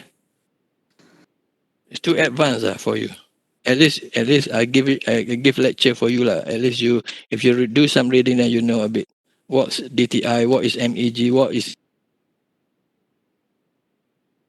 okay? Eyeball technique. So this is TMS, transcranial magnetic stimulation. So you have this white cross light. So this area of stimulation. And once you stimulate, it come out with a red dot. And this is not from the TMS, this is from the MEG. So first we localize the motor cortex based on the MEG first. And by knowing the motor cortex on the MEG, we can go direct to the area of interest by using the TMS to stimulate this area here. Okay, so we don't waste the time to allocate, because we know by MEG this area is the motor cortex. So we go direct here, we stimulate, and we can see the hand movement. So Prof. yeah. Hello, Prof. Is that Yeah. neurofeedback? Is that neurofeedback is type of EEG? Neurofeedback is different. Neurofeedback different. I think there's a lecture by Tahamina Begum, neurofeedback. Somebody give a lecture on neurofeedback. Because it detect the brainwave of part of the brain using brain mapping. No, neurofeedback is a rehabilitation. If you something to do with the rehabilitation and neurofeedback. If you try to move something, then the brain there's a response inside the brain. If you is weak hemiparesis, you have weakness of the right hand, or your right hand being cut off, chopped off, there's no hand, then your intention is to grasp that object, and the brain come up with a wave. So it's like AI, artificial intelligence feedback. Neurofeedback is AI. It's more like rehabilitation. It's artificial intelligence. Okay. So inside that rehabilitation neurofeedback, and inside that AI, there's a neurofeedback principle. Okay. Thank you, Prof. Yeah. Brain atlas. Uh, because you see the anatomy of the brain only MRI, but you cannot see the deeper micro anatomy. So the micro anatomy is can be studied by using the brain atlas. Okay. So you see the MRI image here, blue one, this blue one. So actually it's a atlas, the atlas that been fused with the MRI, and with that fusion, you can see detail of the globus pallidus, putamen, and you can also see the detail of the maybe here you can see the thalamic nucleus here. Okay. So how to fuse the atlas to the MRI? You have to have a machine that can fuse it. We do have here in the operating theater navigating system, computer navigating system. So they fuse the atlas with the MRI using the anterior commissure posterior commissure point, and from there the atlas automatically fuse with the brain. Okay, that's the deep brain nuclei atlas. This is a deeper view, better view for the thalamic nucleus. So we use the atlas because the thalamus consists of many small nuclei. So we want to stimulate just only VPL, for example. Then we have to use the atlas to know where exactly the VPL, roughly where is the VPL. Okay. This area here is a what's that VPN VIM. It's a VIM here, the yellow one. So by fusing this atlas to the MRI, you know where is the VIM. If you remove this atlas here, you don't know. You know the atlas, you know the thalamus, but you don't know where's the small nuclei inside the thalamus. So that's why, to be precise, to be accurate, you have to use the atlas. Why? Because atlas consists of small micro anatomy. Okay, that's the micro anatomy or the deep nuclear anatomy. Currently, you can also have superficial brain atlas. What I mean by superficial is the loops, brain loops atlas. So where is the Brodmann area for 41, 42? Where is the Brodmann area for 3? Where is the Brodmann area for 22? Okay. So this is the example of superficial brain atlas. Okay. This has been created by us in USM. Dr. Alwani, Mr. Alwani know how to do this. This being worked out by one of the Cuban guy, his husband. So his husband is a physicist or something, computer scientist. So he came over here and create this superficial brain atlas. Study the area here. So the cross area is the insula, come up insula. So this is the Rolandic operculum according to the atlas here. So you can map the superficial atlas. You can map the brain by using the superficial atlas.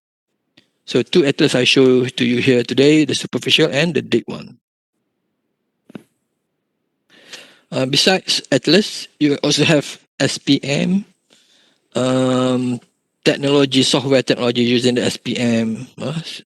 So this is a freely available through the internet. You can download it and you can use it to analyze the brain data. For example, BESA software you can use to analyze the brainwave. You can use it to analyze the function MRI as well by using the BESA. So BESA, why use BESA? Because it can analyze further details. If you analyze using the available vendor supply software, then you can it's good for you to analyze it. But by having other software, you can analyze in further details. Okay. What else can do for brain patch clamp? you can put inside the cell and study the magnetic, the electrical response here. It's a cellular mapping, more like cellular mapping. So this is extra PowerPoint slide show PET scan. Patient is healthy and patient with schizophrenia. The spectrum becoming hot.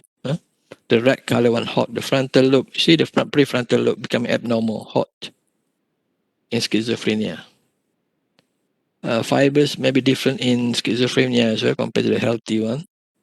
The fibers that go into the frontal lobe impact reduce.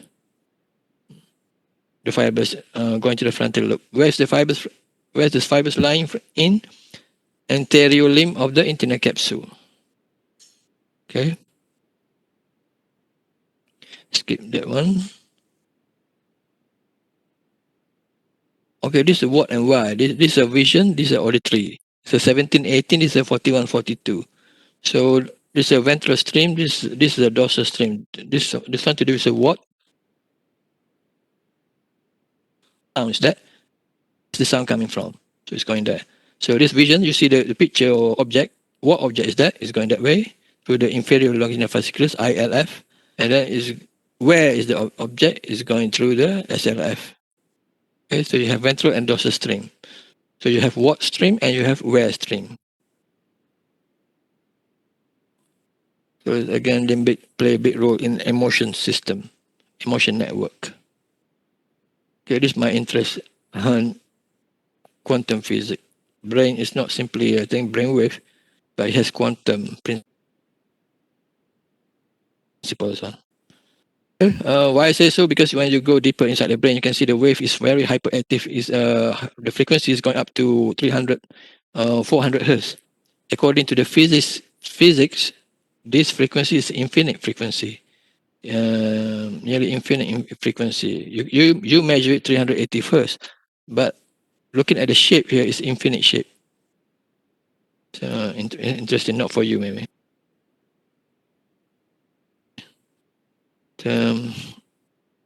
That's all for my presentation on technology. Any question? 3 to 4 to 5. So got 1 hour. Maybe limbic one we can do next time in January. You all can present and then we finish early. Is that okay, guys? Okay. Hello?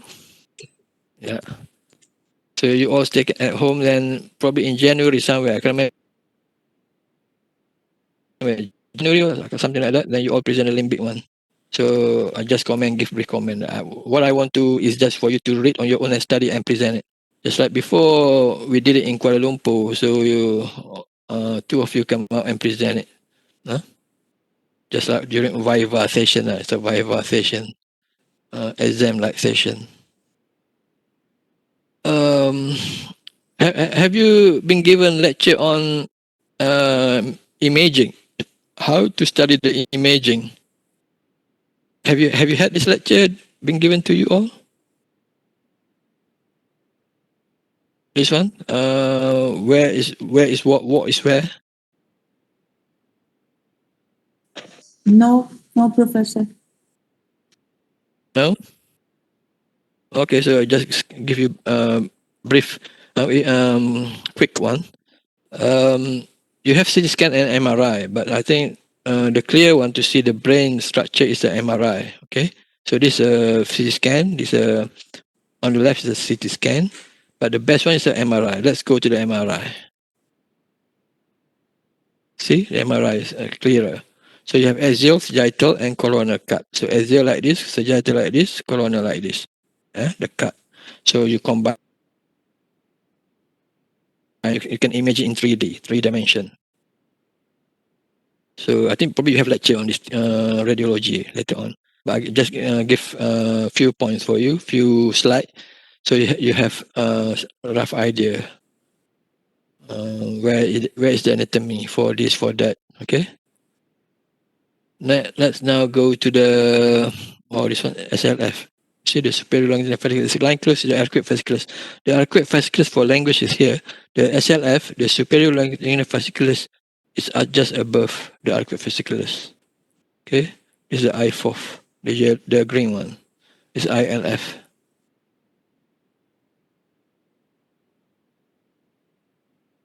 This is the picture, drawing picture. So the insonate fasciculus, the ILF, this is the I4. This is the superior longitudinal fasciculus.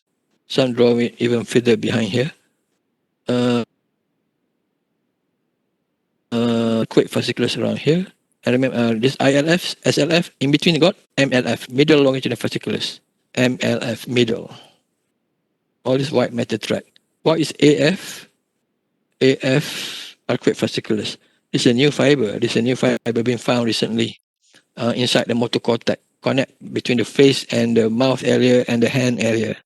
It's a new fiber. Aslan tract. We call it Aslan. ASLANT, Aslan tract. Okay, MRI. Looking at the MRI. What's this? Is the number 2. Number 2 is cord. Okay, when you look at the MRI images, sometimes it's coming from top down or from down up. Depends. So if you look from below, then it's going up, up, up. If you start with the above, then it's going down, down, down. Okay, or if your sagittal view is coming from the right and then it's going to the left and left going to the right. If you have corona, then you start looking at the front to back, front to back. So looking at the brain, this is medulla oblongata. This medullary sinus is all the air sinuses inside your face, inside your facial bone. It's air sinuses for your airways, for your breathing. This is the nose area. So this is the lowermost cut. What this area here is a temporal. When you go up, you can see the temporal lobe. This is called temporal base. Maybe you can see a bit of temporal lobe. It's more like bone or muscle. It's still like muscle here. It's muscle. Behind, you can see the cerebellum. So detail features of vermis number 9, part of the cerebellum here.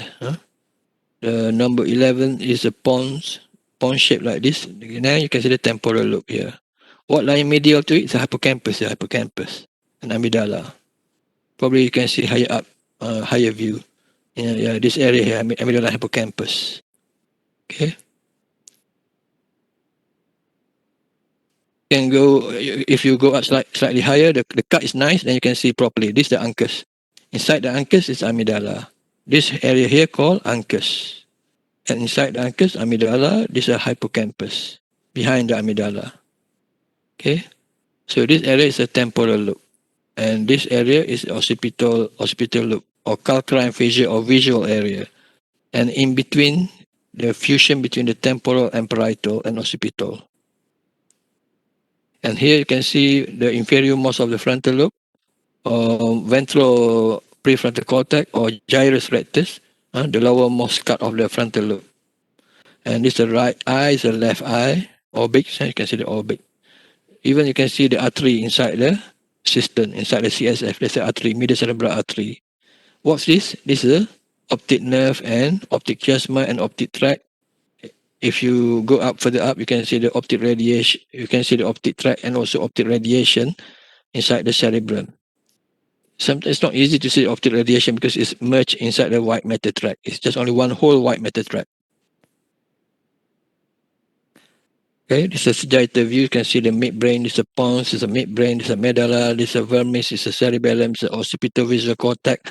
Parietal area. This is a paracentral lobule or motor cortex and sensory cortex. It's a premotor area, and this is a precentral lobe. Because it's a midline cut, so you can see here the cingulate gyrus above the corpus callosum, and this is the medialmost part of the right or left hemisphere. Depends on the cut. It's a left side or right side hemisphere, the medialmost. And the insula, the green one, the insula, as I said, the hidden structure one, and beneath the insular cortex is a S-string capsule, and beneath the S-string capsule, you see the claustrum, and medial to the claustrum, you have S-string, external capsule, and medial to the external capsule, you see the putamen.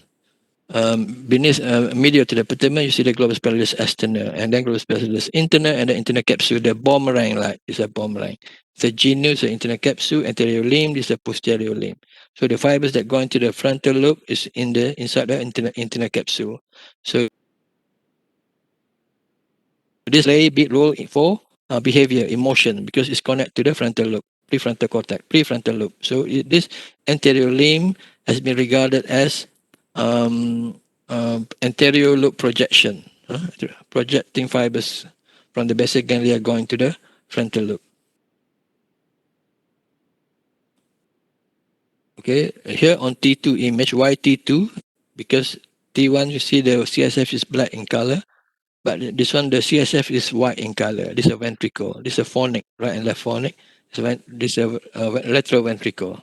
Okay, and this is a caudate nucleus. This is a putamen, globus pallidus. This is a boomerang, a C-like internal capsule.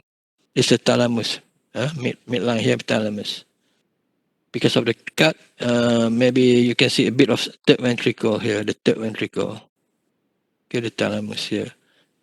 So the frontal lobe, maybe a parietal lobe here, and the fibers from the thalamus going to the calcarine cortex is the optic radiation here. Okay. Imaging show why T1, T2. T2 good to study the lesion, the tumor, the pathology. The T2 is good to study the pathology. The T1 is good to study the normal anatomy. Okay. What are the signal in MRI? You can have flare signal, you can have gradient echo signal, many different signal. So all the signal have their own purpose. Gradient echo is good to see the vascular pathology. It's good to see the vessel. Okay, so flare is good to see the inflammation. Huh? Okay. So this is the lateral ventricle. This is a part of the corpus callosum here. This is a spleen of the corpus callosum behind here. So this is a white matter tract. So the white matter tract appear slightly darker, darker than the grey matter. The grey matter is less darker. CSF is white. This is a sagittal view. So you can label the structure, the corpus callosum here. This is a splenium part. This is a genu part. This is a body part of the corpus callosum. Above is a cingulate gyrus. This anterior cingulate cortex play a big role in limbic or emotion system. This prefrontal lobe, okay, the medial and ventral aspect of the prefrontal lobe, part of the limbic as well. Here, maybe you can see the premotor area, and this is a motor or paracentral lobule. Behind is a part of the medial parietal lobe. Here, the medial part of the occipital lobe. Side, you can see the calcarine fissure or calcarine cortex. This is a tentorium, the dura, that we call it tentorium. The dura that lying below the occipital lobe, separating the above and below. What's lying below is the cerebellum. The white one is the CSF. So this is a cerebellum. The midline, you have vermis. Below the vermis, you have tonsil, a small tonsil here. So you have right and left tonsil. Midline structures of vermis, just only one vermis. This is a fourth ventricle, the white one, fourth ventricle. This is a third ventricle. Because you can see the cut cover the thalamus, you cannot see the third ventricle clearly. So here is a tectum. You have superior colliculus, inferior colliculus. That to do with connection with the vision and hearing. And you can see here is the aqueduct sylvius. The CSF flow from the third to the fourth through the aqueduct of sylvius. And in front of it, you have tegmentum of the midbrain. So this is a tectum of the midbrain. This is a tegmentum of the midbrain. Okay, the dorsal part is called tectum, the ventral part called tegmentum of the midbrain. So the whole thing is a midbrain. Embryologically called mesencephalon. It's the whole thing called diencephalon. It's the whole thing called telencephalon. That's embryological term. Okay. So below the midbrain, you have pons. And again, you have ventral tegmentum and this one dorsal tegmentum. So tegmentum can be divided into two. Tegmentum, you have ventral and dorsal as well. So pons, and below the pons have medulla. So most of the blood pressure, breathing center line in the medulla. Okay. And below the medulla, there's a spinal cord, the upper spinal cord. And what the structure, brainstem. And this is the hypothalamus. The thalamus is the hypothalamus. You can see the optic chiasma. Sometimes you can see the pituitary gland here. You can see sometimes the pineal gland behind here. Okay, above the tectum, there's a posterior commissure around here. And above it, you can see the pineal gland. And above it, you can see the habenular commissure. Very small, tiny one. You cannot see here. You have to zoom in. You have to zoom. Then you can appreciate. And this is a phonic. Phonic pass through here. What below the phonic is a vessel. Here you can see the internal cerebral vein. You cannot see the phonic, so you have to move in and out to appreciate the phonic. So this is a coronal cut, the coronal cut at this region here. So you can see the pituitary stalk, pituitary gland going down is a pituitary gland here. So this is a cut around this region. Okay. So this is a hypothalamus wall. This is a hypothalamic wall, opposite side, left side. It's the third ventricle here. This is the insular cortex here. Okay, this is a temporal lobe. So maybe you can see part of the amygdala hippocampus medially here. Okay, this again show that view. Where's the putamen? Where's the caudate? Where's the nucleus accumbens? The nucleus accumbens, the red one. This is a coronal view show that is ventral striatum is below, ventral below. Dorsal striatum consists of the putamen and the caudate. Accumbens, very interesting one. The small nuclei here. As you see, very small area here. So it's been studied for addiction, for behavior and so on, reward system. This is the lesion, the tumor around the corpus callosum. So the patient has split brain because the corpus has been divided, has been injured. So right hemisphere cannot communicate with the left hemisphere. This is the tumor inside the insular lobe. There's an insular here, there's a tumor here, very big tumor. Or maybe infarct. There's an infarct there. It can be infarct or it can be tumor. Show the big tumor inside the brainstem here. And here, the tumor inside the cerebellum. Is the tumor compressed on the brainstem. Okay. You see, it's a compressive effect there. This one is inside. This one is inside. You see, it's widening. It's bigger. Okay.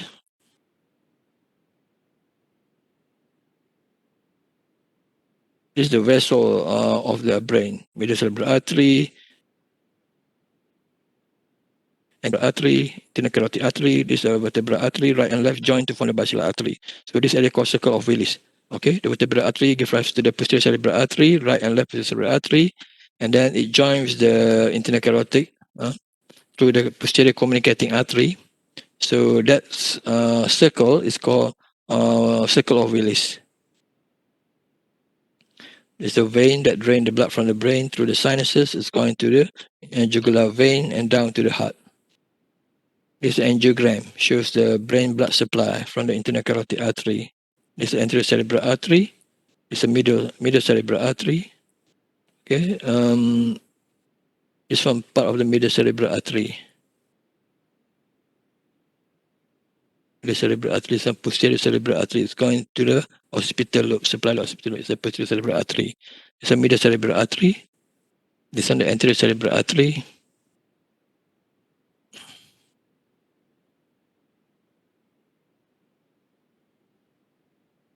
This one is a lateral view. This one the torn view or AP view, or is a like coronal cut view. Okay, this is a middle cerebral artery. This is anterior cerebral artery. This is an internal carotid artery. It's a coronal like cut. It's a torn view, AP view. Okay. The pathology, the arising from the vessel is called AVM. The vessel becoming big and gauche.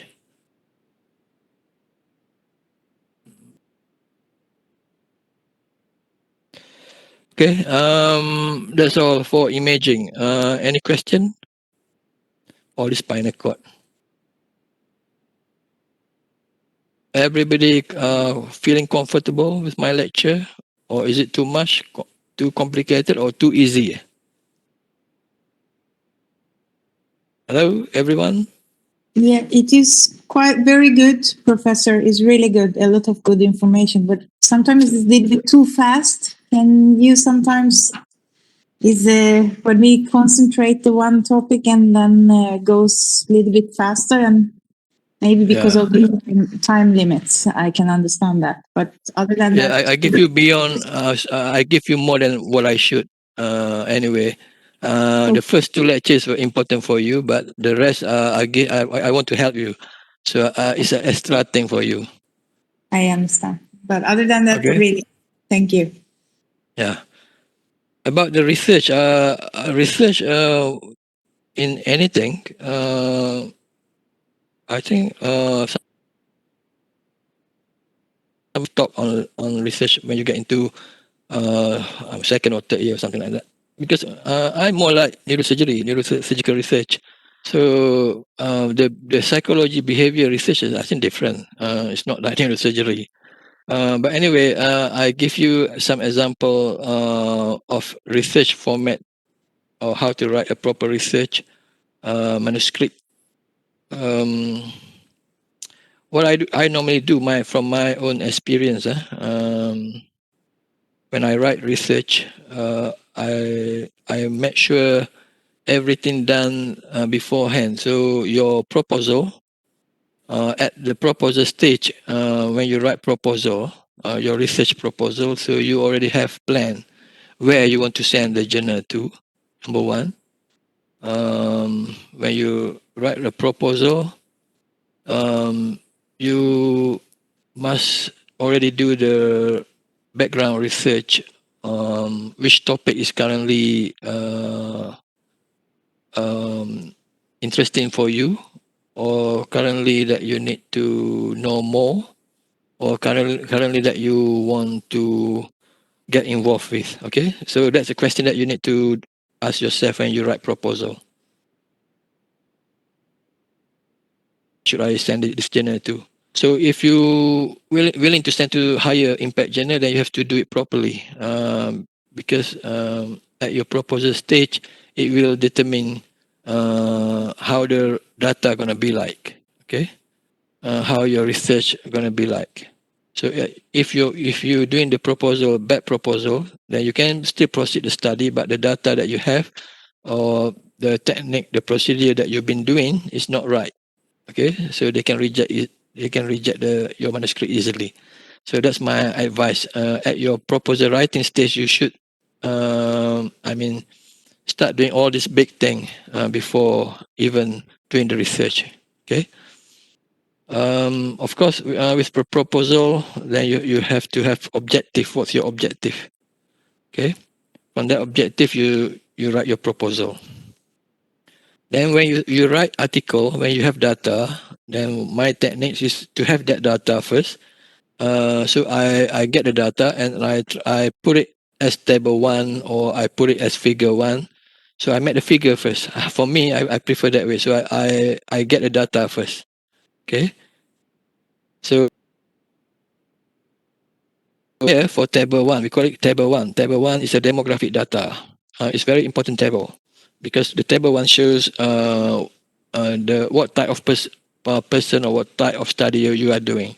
Whether you're comparing between apple and apple, or whether you're doing the study that not comparing between A and B properly. So by looking at the table 1, you know your sample characteristic. Okay, so people can argue, can say that your study is not accurate because the age, average age of the people, of the person that you've been included as, not similar between A group and B group. Okay, people can say that more female in the A group compared to B group. People can say that the injury score is higher in the A group compared to the B group. So this demographic data or basic data or fundamental or patient demographic data is very, very important. Number one data. Okay. What experienced scientists do, they look at this table 1 first. If the table 1 shows something not right, then everything is not right. Okay. So as I said just now, if table 1 shows you're not comparing apple and apple, instead your data shows that you're comparing between apple and orange. That means older group in group A, but younger group in group B. So the bias is already there. Okay, or the A group has more severe head injury, the opposite side has less severe head injury. Or in A group, patient has more severity in schizophrenia, the B group has less severity. So it's not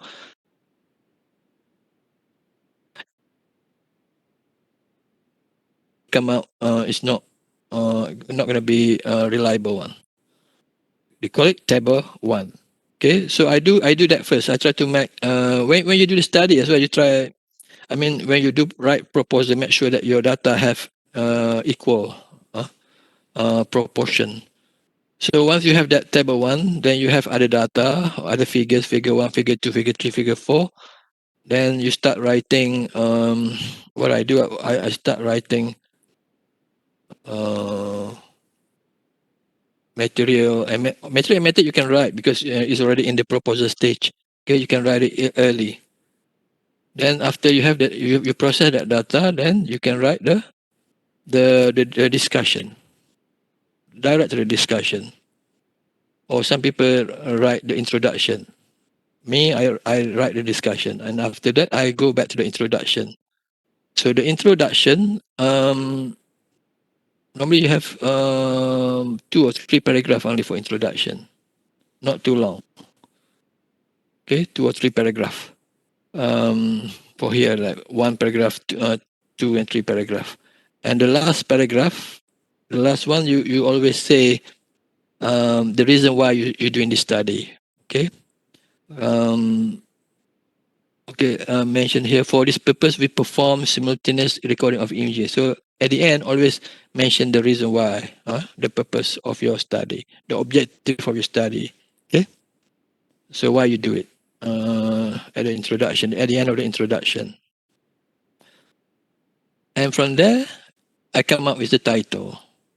Maybe you have already write some title, a bit of title there, but it's not finalized yet. So your title you can change. Always you can change it later on. Okay, but you write it first, and then why doing discussion, why doing introduction, you can always change it. And last, I put the conclusion or abstract. Okay, the reference. I always suggest to my student to use the EndNote. Okay, get the software, the EndNote software, because it's very useful. You can store your reference inside the EndNote, and you can always modify it. Once been rejected by one journal, then you can send to another journal by changing the code inside the EndNote. Okay, you learn it later on the EndNote software. So what EndNote do? You click the reference, then it automatically come out at the reference. Okay, that software is very good. Okay. The conclusion, after the conclusion, you should write the author contribution, the funding, the acknowledgement. Okay. One thing when I write papers, manuscript, figure, I always make it red first, so easy for me to refer to in the manuscript. So I always color it as red, or even table. So table 1, table 2, you make it different color first in your text. Okay. Easy for you to look at it, to look at it when you want to discuss. Okay.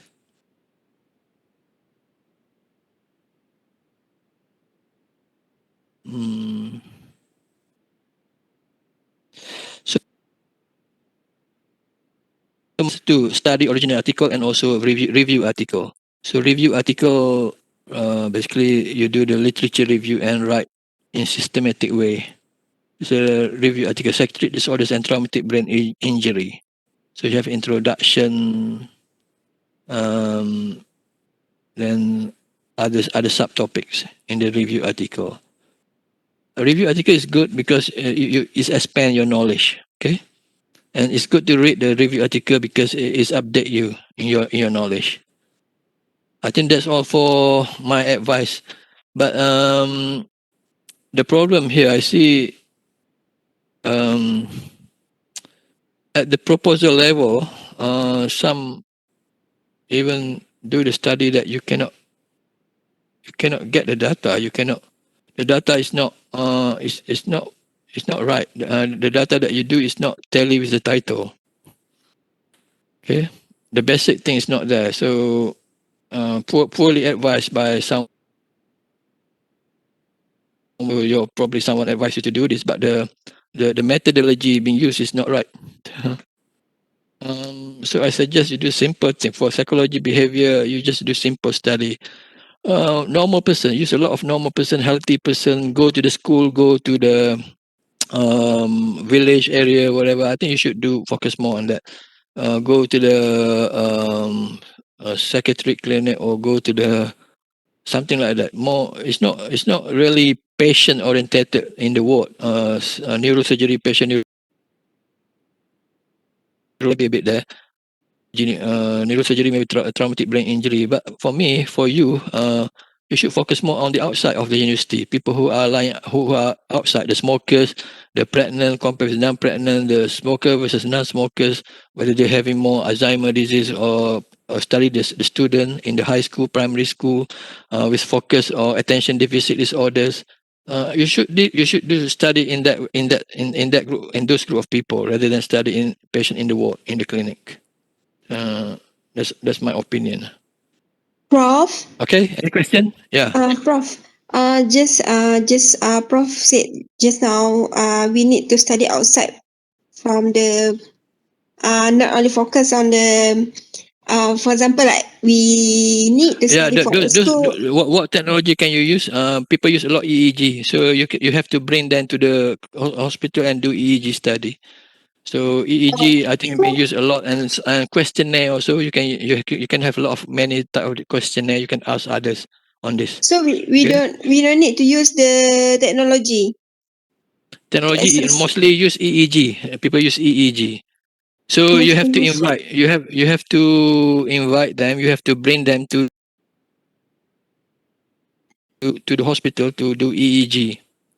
What I mean is you focus those outside the hospital, the group outside the hospital, but you bring them to the hospital to do EEG or to do whatever. So I don't mean that you do the group people inside the hospital, the ill patient, the operated patient, the injured patient, then you do EEG. I think that one been done by many others, neurosurgeon, clinician, and so on. You should focus on psychological aspect of people outside. You can do psychology people in the ward, of course, you can do that. But why not concentrate people those outside more interesting? Because Comparing. I'm working at institutional for disabled. So mostly Yeah. I see that the client have the problem in attention. Yes, I mean, group of people like that. Then the matter is how to use the technology in that group. So you have to bring the EEG there or make them come to the hospital. Either way, I don't know. Okay, thank you, Prof. To bring the EEG there or the person have to come to the hospital. Okay. Or you create something like that. That one beyond my field. So you ask Dr. Faiz or psychiatric. They are supposed to be more expert in it. Okay. The problem with you, the one that not good at it, give wrong advice. Okay. Anything? Any other question?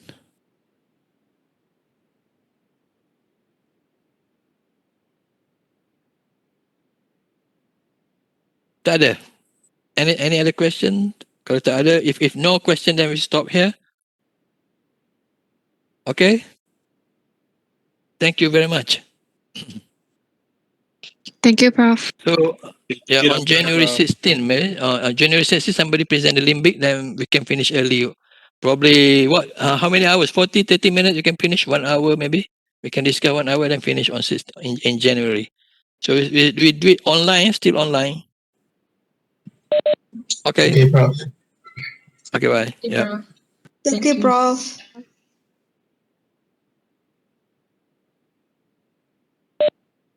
Is that you can finish 1 hour 40 minutes? It's up to you lah.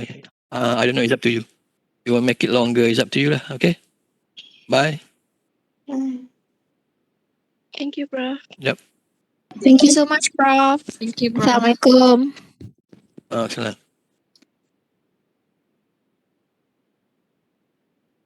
Thank you, Prof. Have a nice day. Yep. Thank you. Thank you. Thank you. Thank you, Prof. Thank you, Prof. Yep.